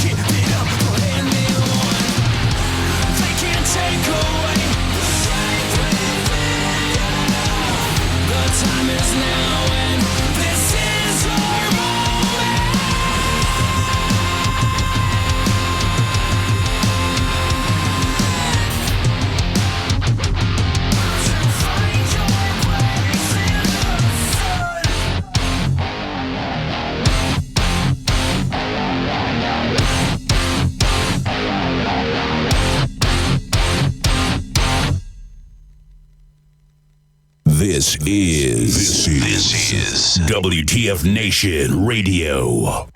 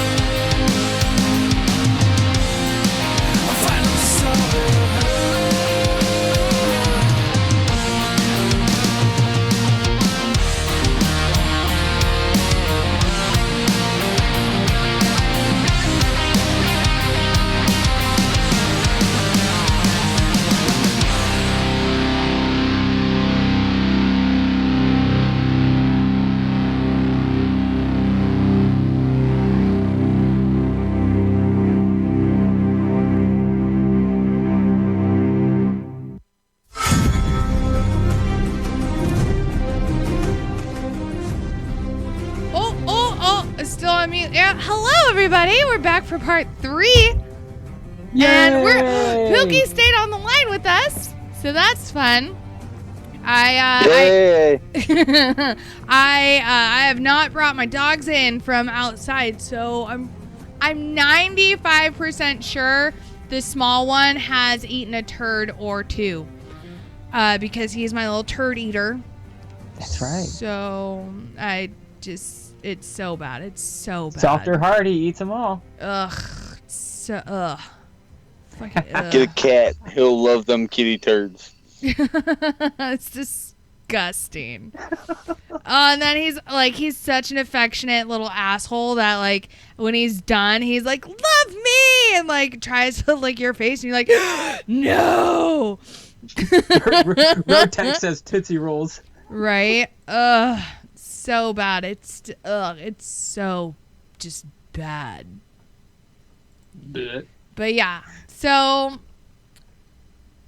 we're gonna talk really quick. Mud Puppy has something he wants to break out the tinfoil hats on. So. Oh yeah. Yeah. I'm gonna let y'all Give get me started. a second. I gotta put a full on my head. Out in California. Many Californians' regularly scheduled broadcasts were interrupted Thursday morning with strange emergency messages warning of extraterrestrial invasions at the beginning of Armageddon. The bizarre warnings aired on TVs in the Orange County area, affecting Cox and Spectrum cable users, according to Orange County Register.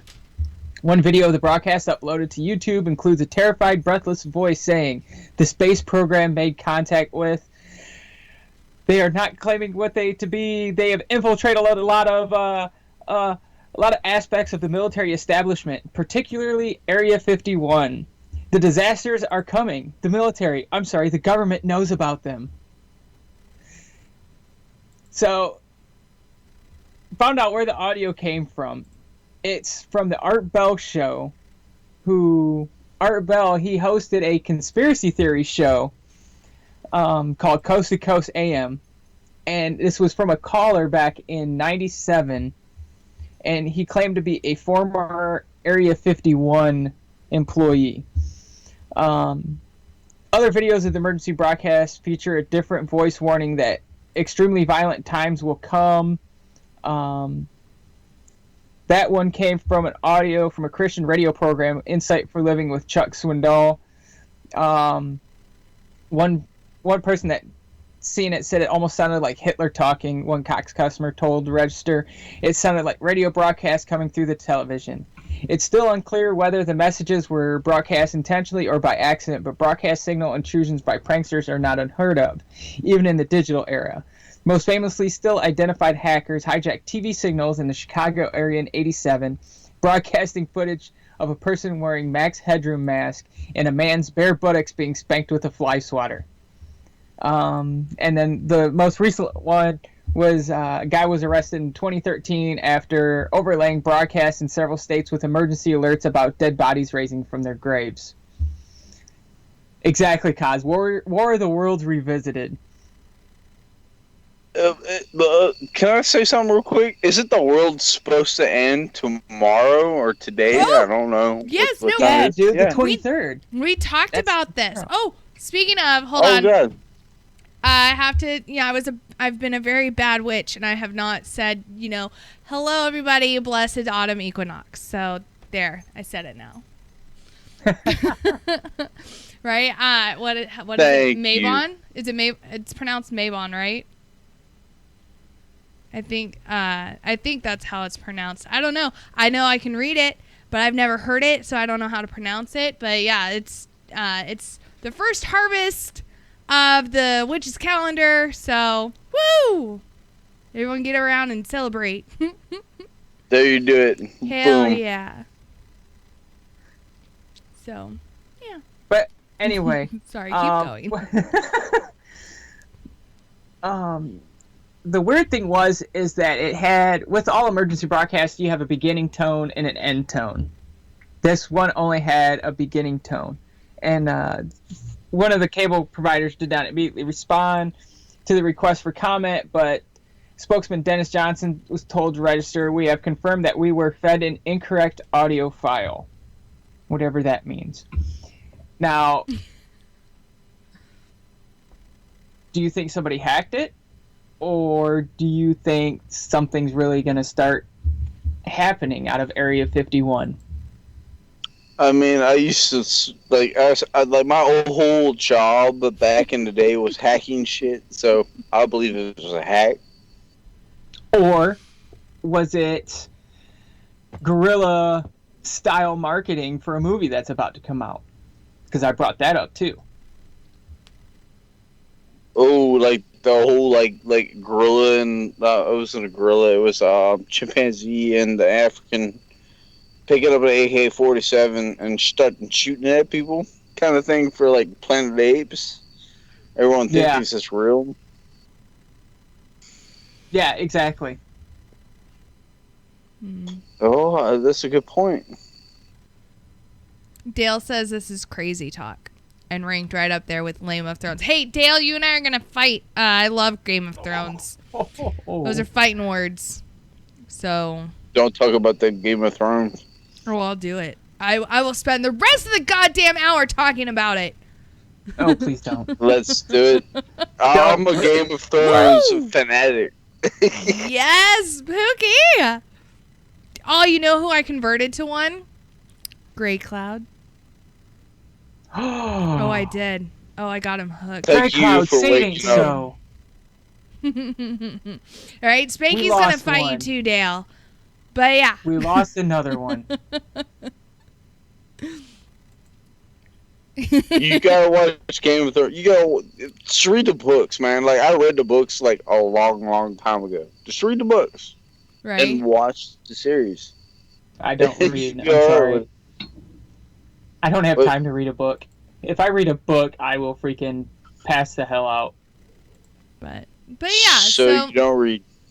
No, so yeah, I started laughing earlier because someone put in the intro for the A-Team on the chats, and at first I thought like I was reading it and I was like oh, and then I like got to the end. I'm like this guy. Way to go, Stefan.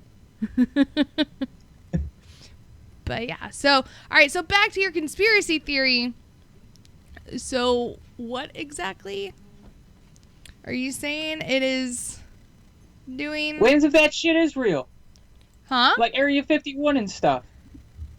Well, I mean, obviously it's real. It's only Area 51 I is will real. confirm that Area 51 is real. I will confirm that because I've been there and it's not classified information anymore. So whatever. That's where we broadcast from. Duh. It says so right there. What happens if the aliens get out of the basement?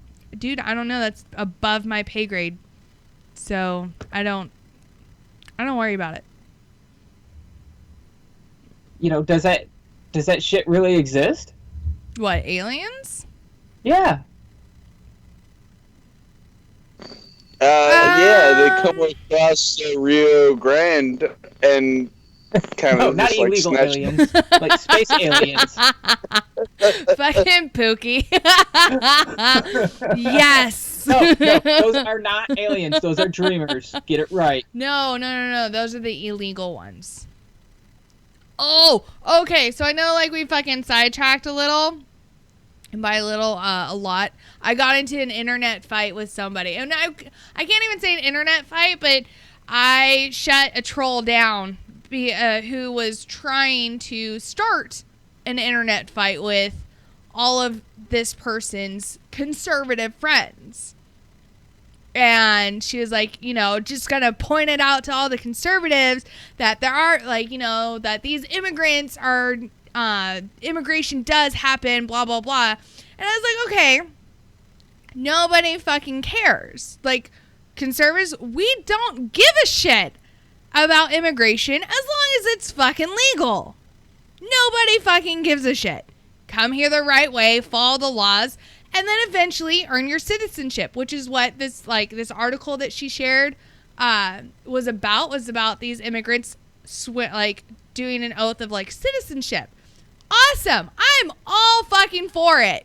And I had to like point that out to her. I was like, I'm all for immigration, and if they want to become citizens, more power to them. Do it legally. It's all I ask. Like, that's all I ask. It's like we've got a system of rules, regulations, and laws that if you don't follow those, you're breaking the law. So, ergo, So, fuck you. Latin. Like, don't fucking break the law, because if you break the law, you're going to get punished. And I have no sympathy for you. Can I, like, challenge you, Minx? Maybe. Ooh, yes. Yes, research. Look at Mexico's immigration laws. Because they're, like, completely, like some shit that we would agree with as a nation right now. Like, immigration, like, into Mexico? No, Who the fuck is trying to no, get into Mexico? The fucking illegal aliens don't even want to go back. Well, I say this all the time. Like, everyone's like, I'm going to go to New Zealand. I'm going to go to Canada. Well, Canada actually has immigration laws. Yeah, no, and they do. Which is why I'm thinking all of those fucking celebrities who are like, oh, I'm moving to fucking Canada. If Trump gets in, that's probably why they are all still fucking here. Is because they're like, oh, wait, you mean there's They fucking... can't get into Canada. Yeah, they can't fucking do it because... Canada does have rules? What? They do. And regulations and...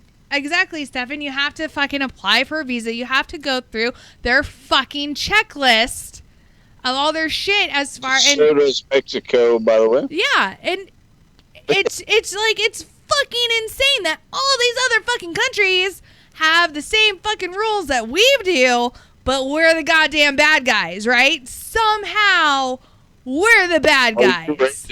You're racist. Yeah, I know, right? Oh, this male white privilege is just reeking out of me. Well, remember that soldier that accidentally crossed the border with a pistol and was detained because he illegally crossed the border. It was actually a Marine. Yeah, it was a Marine. It was a Marine. Mm-hmm. Yeah, go ahead. And it took months, if not years, to get him back because our administration was just like, meh about it. We got to get Bergdahl back first.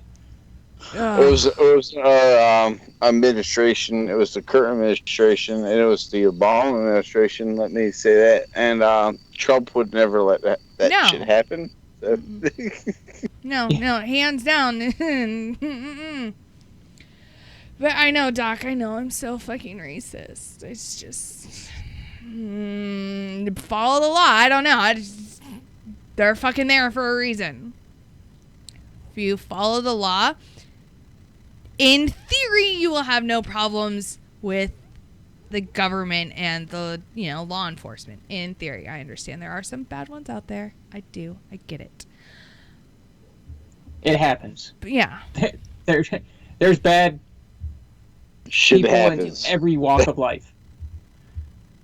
But we digress. So back to your end of the world thing in California with their emergency broadcast that was an emergency. So it just sounds like it was hacked.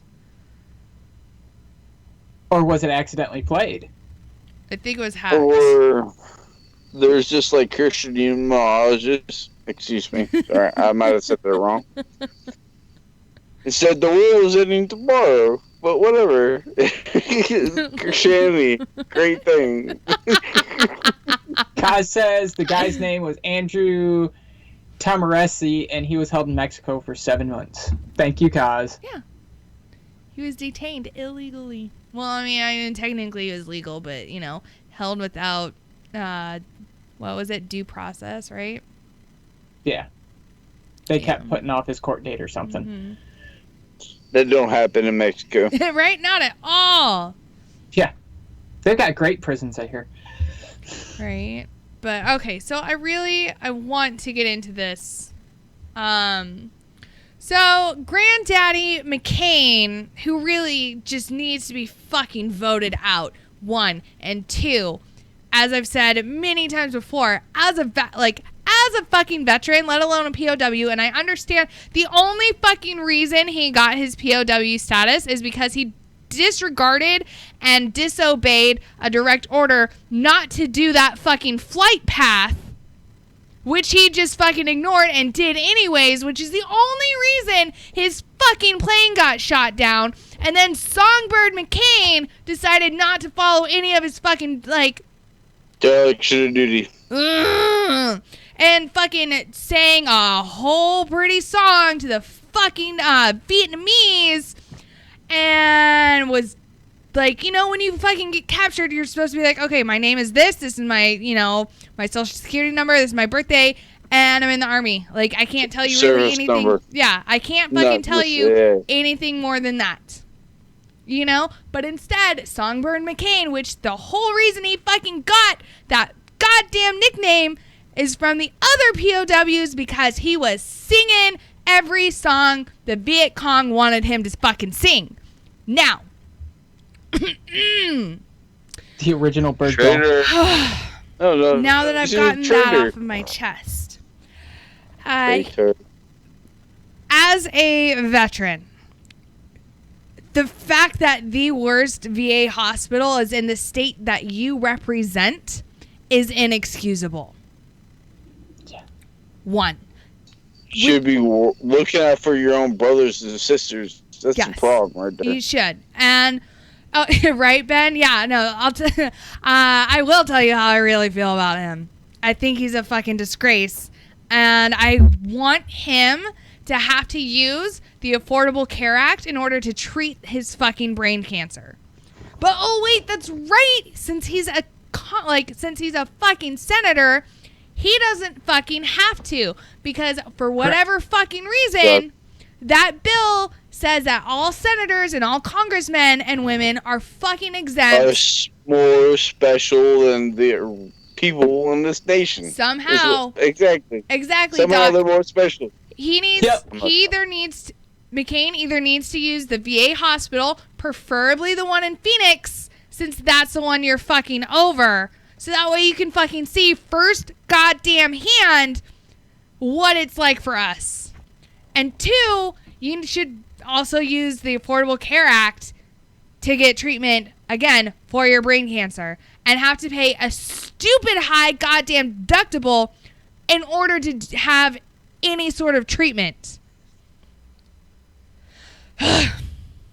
Now, once again, Senator McCain has shot down the repeal of the Affordable Care Act. He voted against the Graham-Cassidy bill, which effectively tanks renewed efforts to repeal Obamacare. McCain said in his... Huh? I said term limits. I'm sorry, I can cut you in there right now, but term limits for senators. Yeah. All right. I'm done. Yeah, no, I agree, but that's something that Great Cloud and I were talking about on Tuesday, is that either we need to establish term limits for our senators and our Congress people, because having someone in Congress for 40 fucking years pushing their own agenda is ridiculous. Get them bitches out, especially the old ones. Get those, like, the crusty ones out. Fucking Pelosi looking at you. Walters looking at you, fucking Crypt Keeper. Like, Sanders, get the fuck out.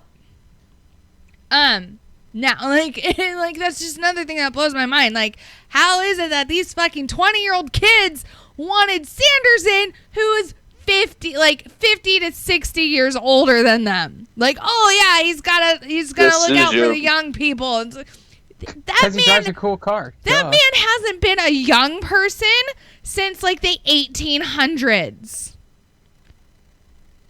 Like, does he have anything in common with you other than him saying like, oh yeah, old we're gonna people run the country. That's what they like. They're like the old. I want some old crusty fucker telling me I can't smoke weed or not. You know, like, there you go, boom. Right? Hey, stop it! You do not dig in the pillow. There's the dogs, Kaz. Yeah, sorry. Kaz says, I noticed Minx's dogs are even hiding. Yeah. And so either we need to have, but Congress themselves will never pass a term limit thing because, again, they get paid way too much to do literally maybe a month's worth of work in an entire year. Because let's face it, them bitches are always on fucking vacation or recess, as they call it. So, what we need to start doing as we the people, who we have more power than we're fucking realizing, is that we need to start voting them out.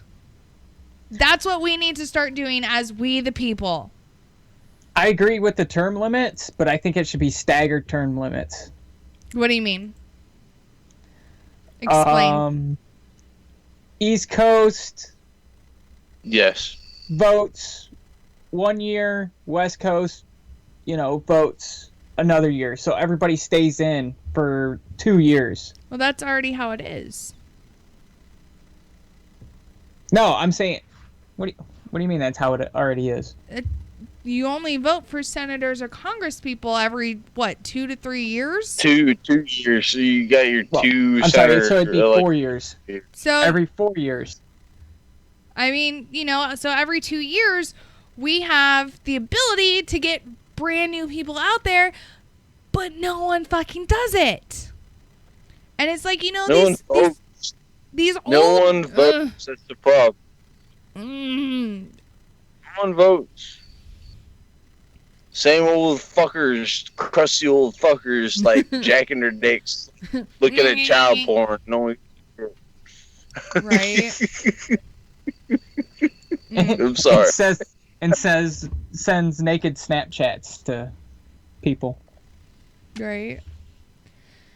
But yeah, exactly, Dale. Congress votes on their own raises, which they always approve. That's the first thing that they will always approve, is their own fucking raises. Oh yeah, we're gonna vote to give ourselves more money while we fuck over the rest of the country, because fuck you, bitches.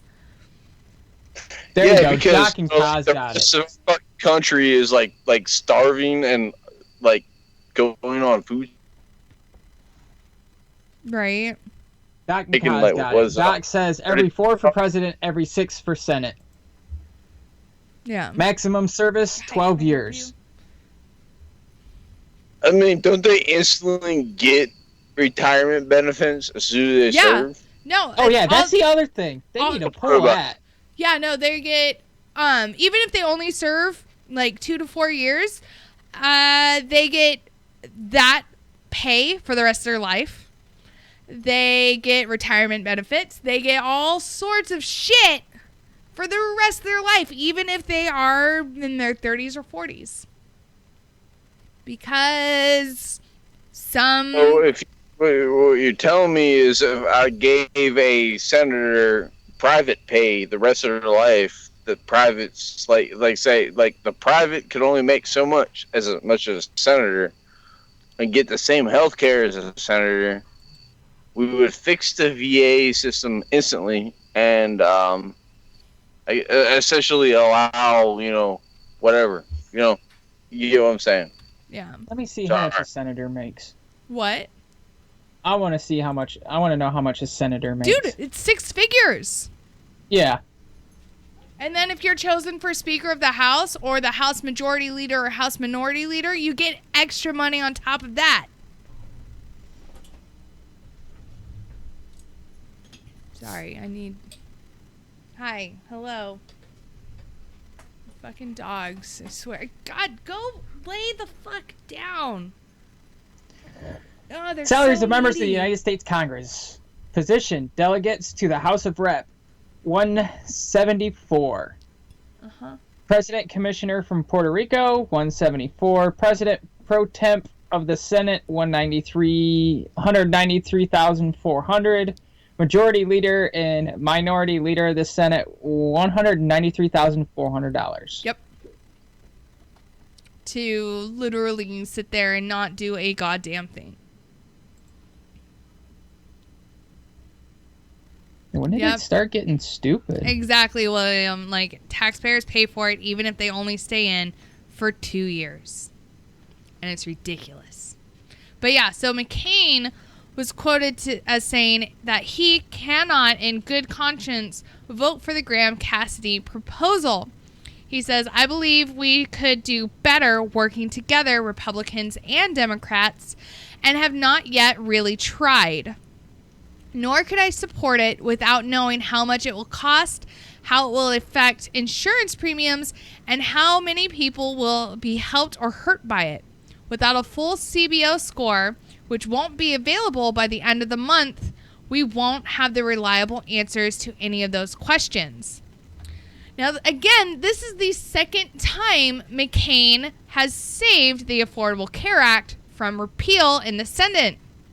He first tanked Obamacare in August when he and Senators Laura Murkowski, Republican from Arkansas, or AK, that's Alaska, right? I don't fucking know. AK is Alaska, yes. Yeah. And Susan Collins, who's a Republican from Maine, voted against the skinny Obamacare repeal bill. The measure failed by 1 vote.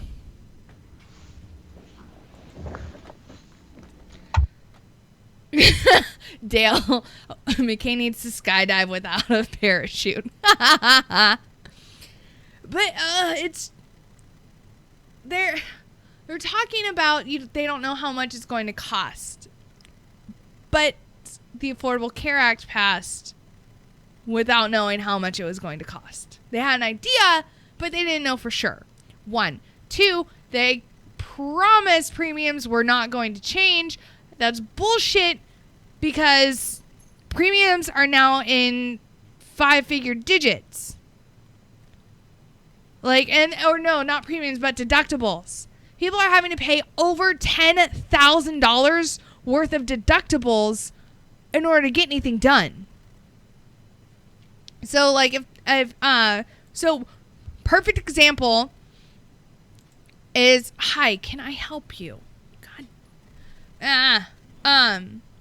Is that, if someone has a hernia, okay, which is it life-threatening? No. But at the same time, you're depending on where it's located, your intestines can get trapped in there. That's fucking what a hernia is. And you need surgery to fix that. Fucking people on the Affordable Care Act can't afford to fucking have that surgery done, because they have to pay a certain amount up front, aka their fucking deductible. And if the deductible is, over 10 grand, that's more than the actual surgery costs. Even it's ridiculous. How much is a knee replacement? Huh? How much is a knee replacement? Oh God. It depends on the brand that is used. An average. Somewhere around 30 to 40,000. So surgery wise, it's fairly inexpensive, but they got to pay a third of it up front to even have it done, so they can walk. Yeah, exactly. And that's outrageous. And a knee replacement is not considered emergent, to where you kind of waive those fees and you just bill people later. Yeah. To an extent, a total hip can be if it is broken, and the only way to fix it is to completely redo the entire joint.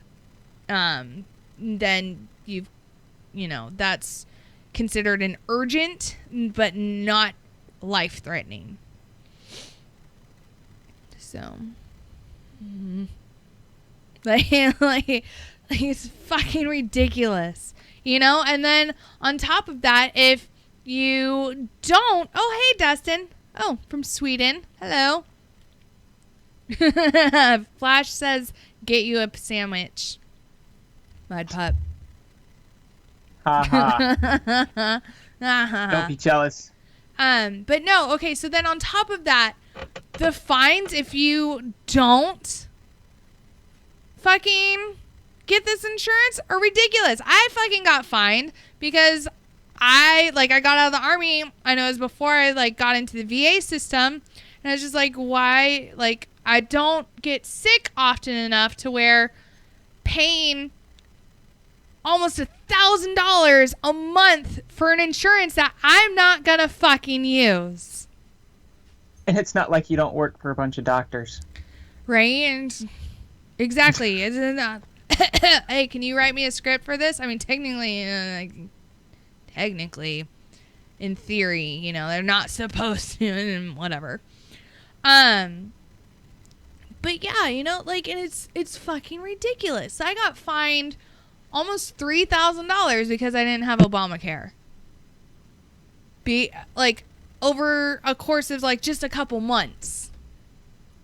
Can I fucking help you? This fucking dog, you guys. Who wants him? He is a German Shepherd Husky. He answers to Apollo sometimes, and he's almost 10 months old, and he weighs almost 100 pounds. Let me know if you want him. He's a sweetheart. He really is. He wants attention all the time. And if you aren't giving him fucking attention, he wants to know why. And here we go. The 2017 penalty. For tax year 2017, the penalty is 2.5% of your total household adjusted gross income, or $695 per adult and $347.50 per child, up to a maximum of $2,085. Yeah, see, you get fined almost $3,000 if you don't have health insurance. Yep. Most affordable coverage costs more than 8.13% of your household income. Which, you know, 10% of a household income, if you're low income, that's a lot of money. It is. But if you're low income, that is waived. If you have to make so much money before you're actually fined, which sucks. Yeah. So, I'm just...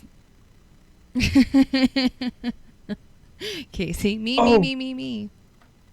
Here's a way out. If your religion objects to use of insurance. They have that? I'm reading it right here. I swear. You know me, I Googleize everything. Like, I know Jehovah's Witness can't take blood products from other people, which is always fun when we're explaining, like, you know, before any sort of major surgery, we ask people, like, hey, in the event that your life is threatened if you do not receive blood, do you want blood? Most people are like, yeah, no, fucking give me fucking blood. But then there's these fucking crazies out there who are like, no, I'd rather die. Wait, what? Interesting. But yeah. Pookie, you've been very quiet. Pookie? Are you still there? The crickets got him. Right? Oh my god, the crickets got Pookie. I wonder if he stepped away. He probably just stepped away. He'll be alright. Oh god, but yeah, hi. I mean, that is ridiculous on the amount you have to pay. Right? Yeah. And, you know, whenever anybody brings up, you know, the Affordable Care Act, Obamacare, whatever you want to call it, a lot of people are like, well, they do it over in Germany. Well, you know as well as I do, being stationed in Germany, you talk to any local national about the healthcare system, we love it. They hate it. But they are taxed so harshly. Help. I need help. He's trying to sit on my lap. I love you, Mom. This is not gonna work. This is not gonna work. Fucking asshole. Speak. I'm working. Oh my god. No. Get down. I am so sorry, you guys. He has to be center of attention, and if I don't give it to him, he forces himself into my lap. Like, you will give me attention. But Germans, they're so taxed on to be able to get their health care. One of my translators at the station, they figured it out, and they actually work like a third of the year for free just to pay taxes. That's in ridiculous. Europe. That is beyond ridiculous. The oldest boy, he was born in a German hospital, and I'll tell you what, that is the most efficient, well-staffed hospital I've ever been to. And that was in Regensburg. I mean, did you have any when you were... Yeah, you were in Germany. Mm-hmm. Did you deal with any of the local hospitals at all? I fucking worked at Landstuhl. We were the local hospital. I'm saying for... Oh, yeah, on but the economy? Yes, Doc, I was at Hohenfeld's. Leave me alone. Like the economy hospitals? Yeah. But you see, that's what sucked about being in Hohenfeld's. And it looks like Doc knows exactly where I'm talking about. We had a clinic that was open from 9 to 5. So if something happened after 5 o'clock, you had to go to a local hospital. So the only time we ever dealt with anyone from a German hospital was during organ harvest.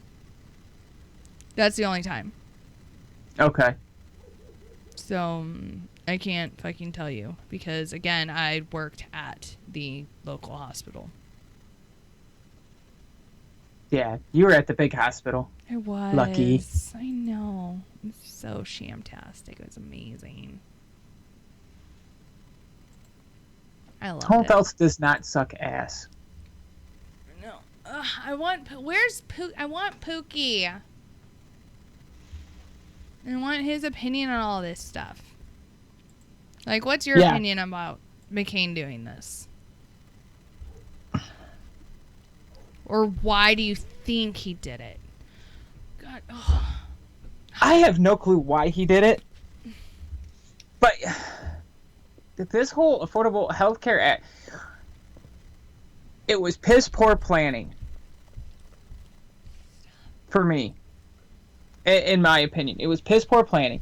It was a great idea, but they needed to think it out a little bit more before they just like threw it on everybody.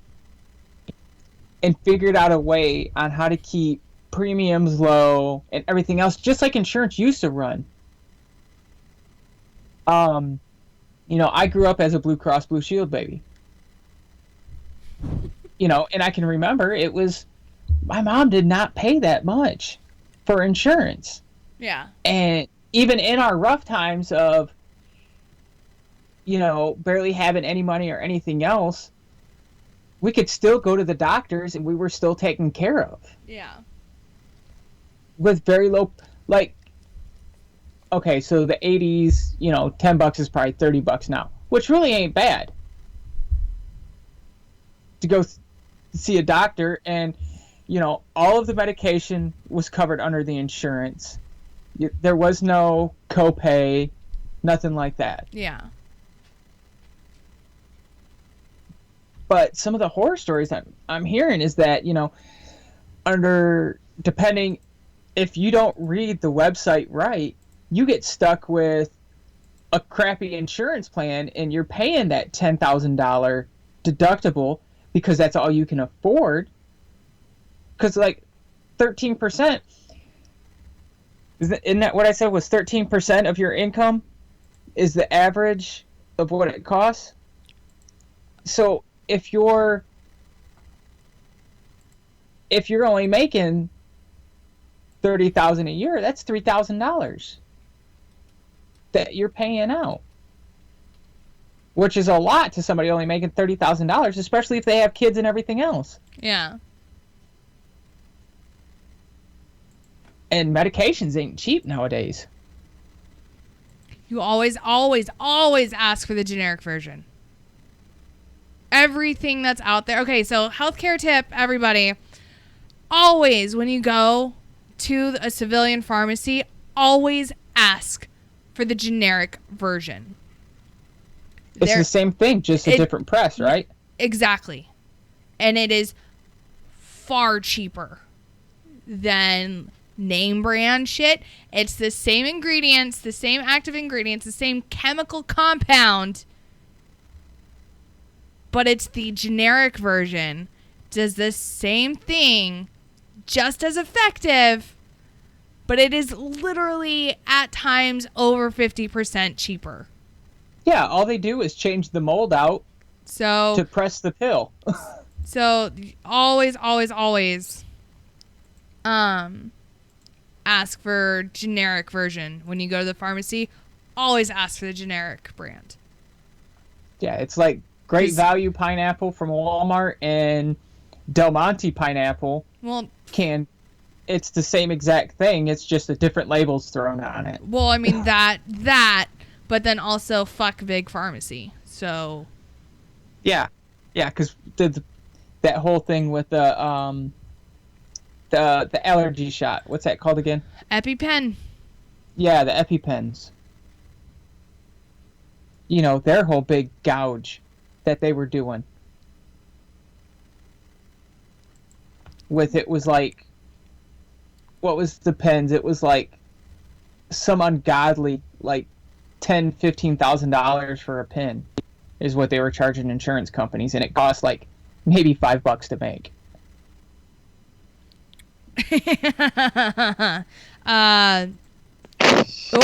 Pookie, you're back. Am I here? Yeah. Hello. Holy fucking shit. Did the sheep carry you away? I don't deal with sheep. I deal with goats. So what if you want to get really mad as far as price gouging and everything? So a bag of IV fluid literally costs pennies. 50 cents at the max. Yeah, to manufacture. On average, they charge for one bag, just one bag, $100. Jesus. Yeah. That's truth. That's truth. I can never figure it out. Yep. Doc, Pookie is not playing music. Those are his crickets. Yeah, those are the crickets. The music of nature. But anyways, it's time for housekeeping. We're at that fucking time already. That's that late? What? I said it's that late already? Yeah, dude. So, next Wednesday. Well, okay, so as everyone knows, or, you know, some of new people in Mixer, if you don't, we do have a show 7 nights a week, and it starts at 8 p.m. Eastern Time, also known as 2000. And tonight is Friday Night Freedom. Tomorrow is Saturday Night Savagery with Jay Reddy and Pookie, who you can hear Pookie's lovely voice tonight. And then Sunday, we normally do like a replay show. Monday is the Monday edition with Ice and Cuffs. Tuesday is the Tied Up Tuesday with myself, Minx, and my partner in crime, Grey Cloud. Wednesday is WTF Wednesday with Jim Beam and Pookie. And then Thursday we have Sergeant's Time, and that is with Ice, Doc Madness, and Mike Golf. It also had Grey Cloud, but then he got busy. So, you know, school and shit. I don't know. So, yeah. That's our show lineup. And then next Wednesday, Pookie, you guys have a guest. You have Laura Bauer from Operation Family Caregiver. So Operation Family Caregiver coaches the families of returning service members and veterans to manage the difficulties they face when they come home. OFC is a personalized program tailored specifically to the struggles of each family. And then next Thursday, the 28th, we have Keith David from Task Force Dagger.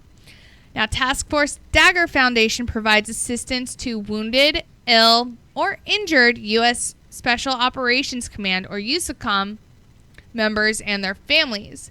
They respond to urgent needs and conduct recreational therapy, adaptive events, and provide next-generation health solutions for issues facing our service members. And then on October 3rd, which is a Tuesday, we have Nikki Rohrig from Military Working Dog Team Support Association Incorporated. It's a long title.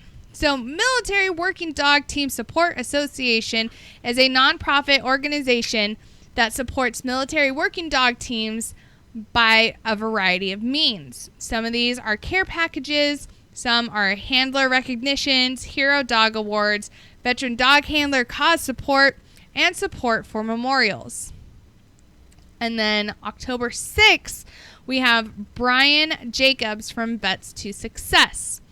Vets to Success is a nonprofit program that creates programs for veterans to rehabilitate through food and brew programs. I'm excited to talk to these guys because I love food, obviously. You don't get a body like mine by ignoring food the way Mud Puppy does. I don't ignore food. And obviously I do love me some beer, so... Beer is awesome. Right? Yes. Clinkety clink clink, bitches. But yeah, so that's our show. Thank you guys so much for joining in, Pookie. Especially you for... I never have a show with you. This is fun. Oh, yes.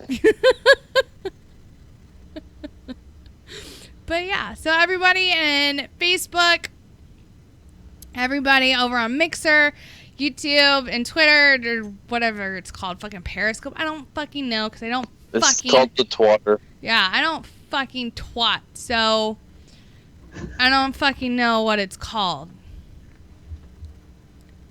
So yeah.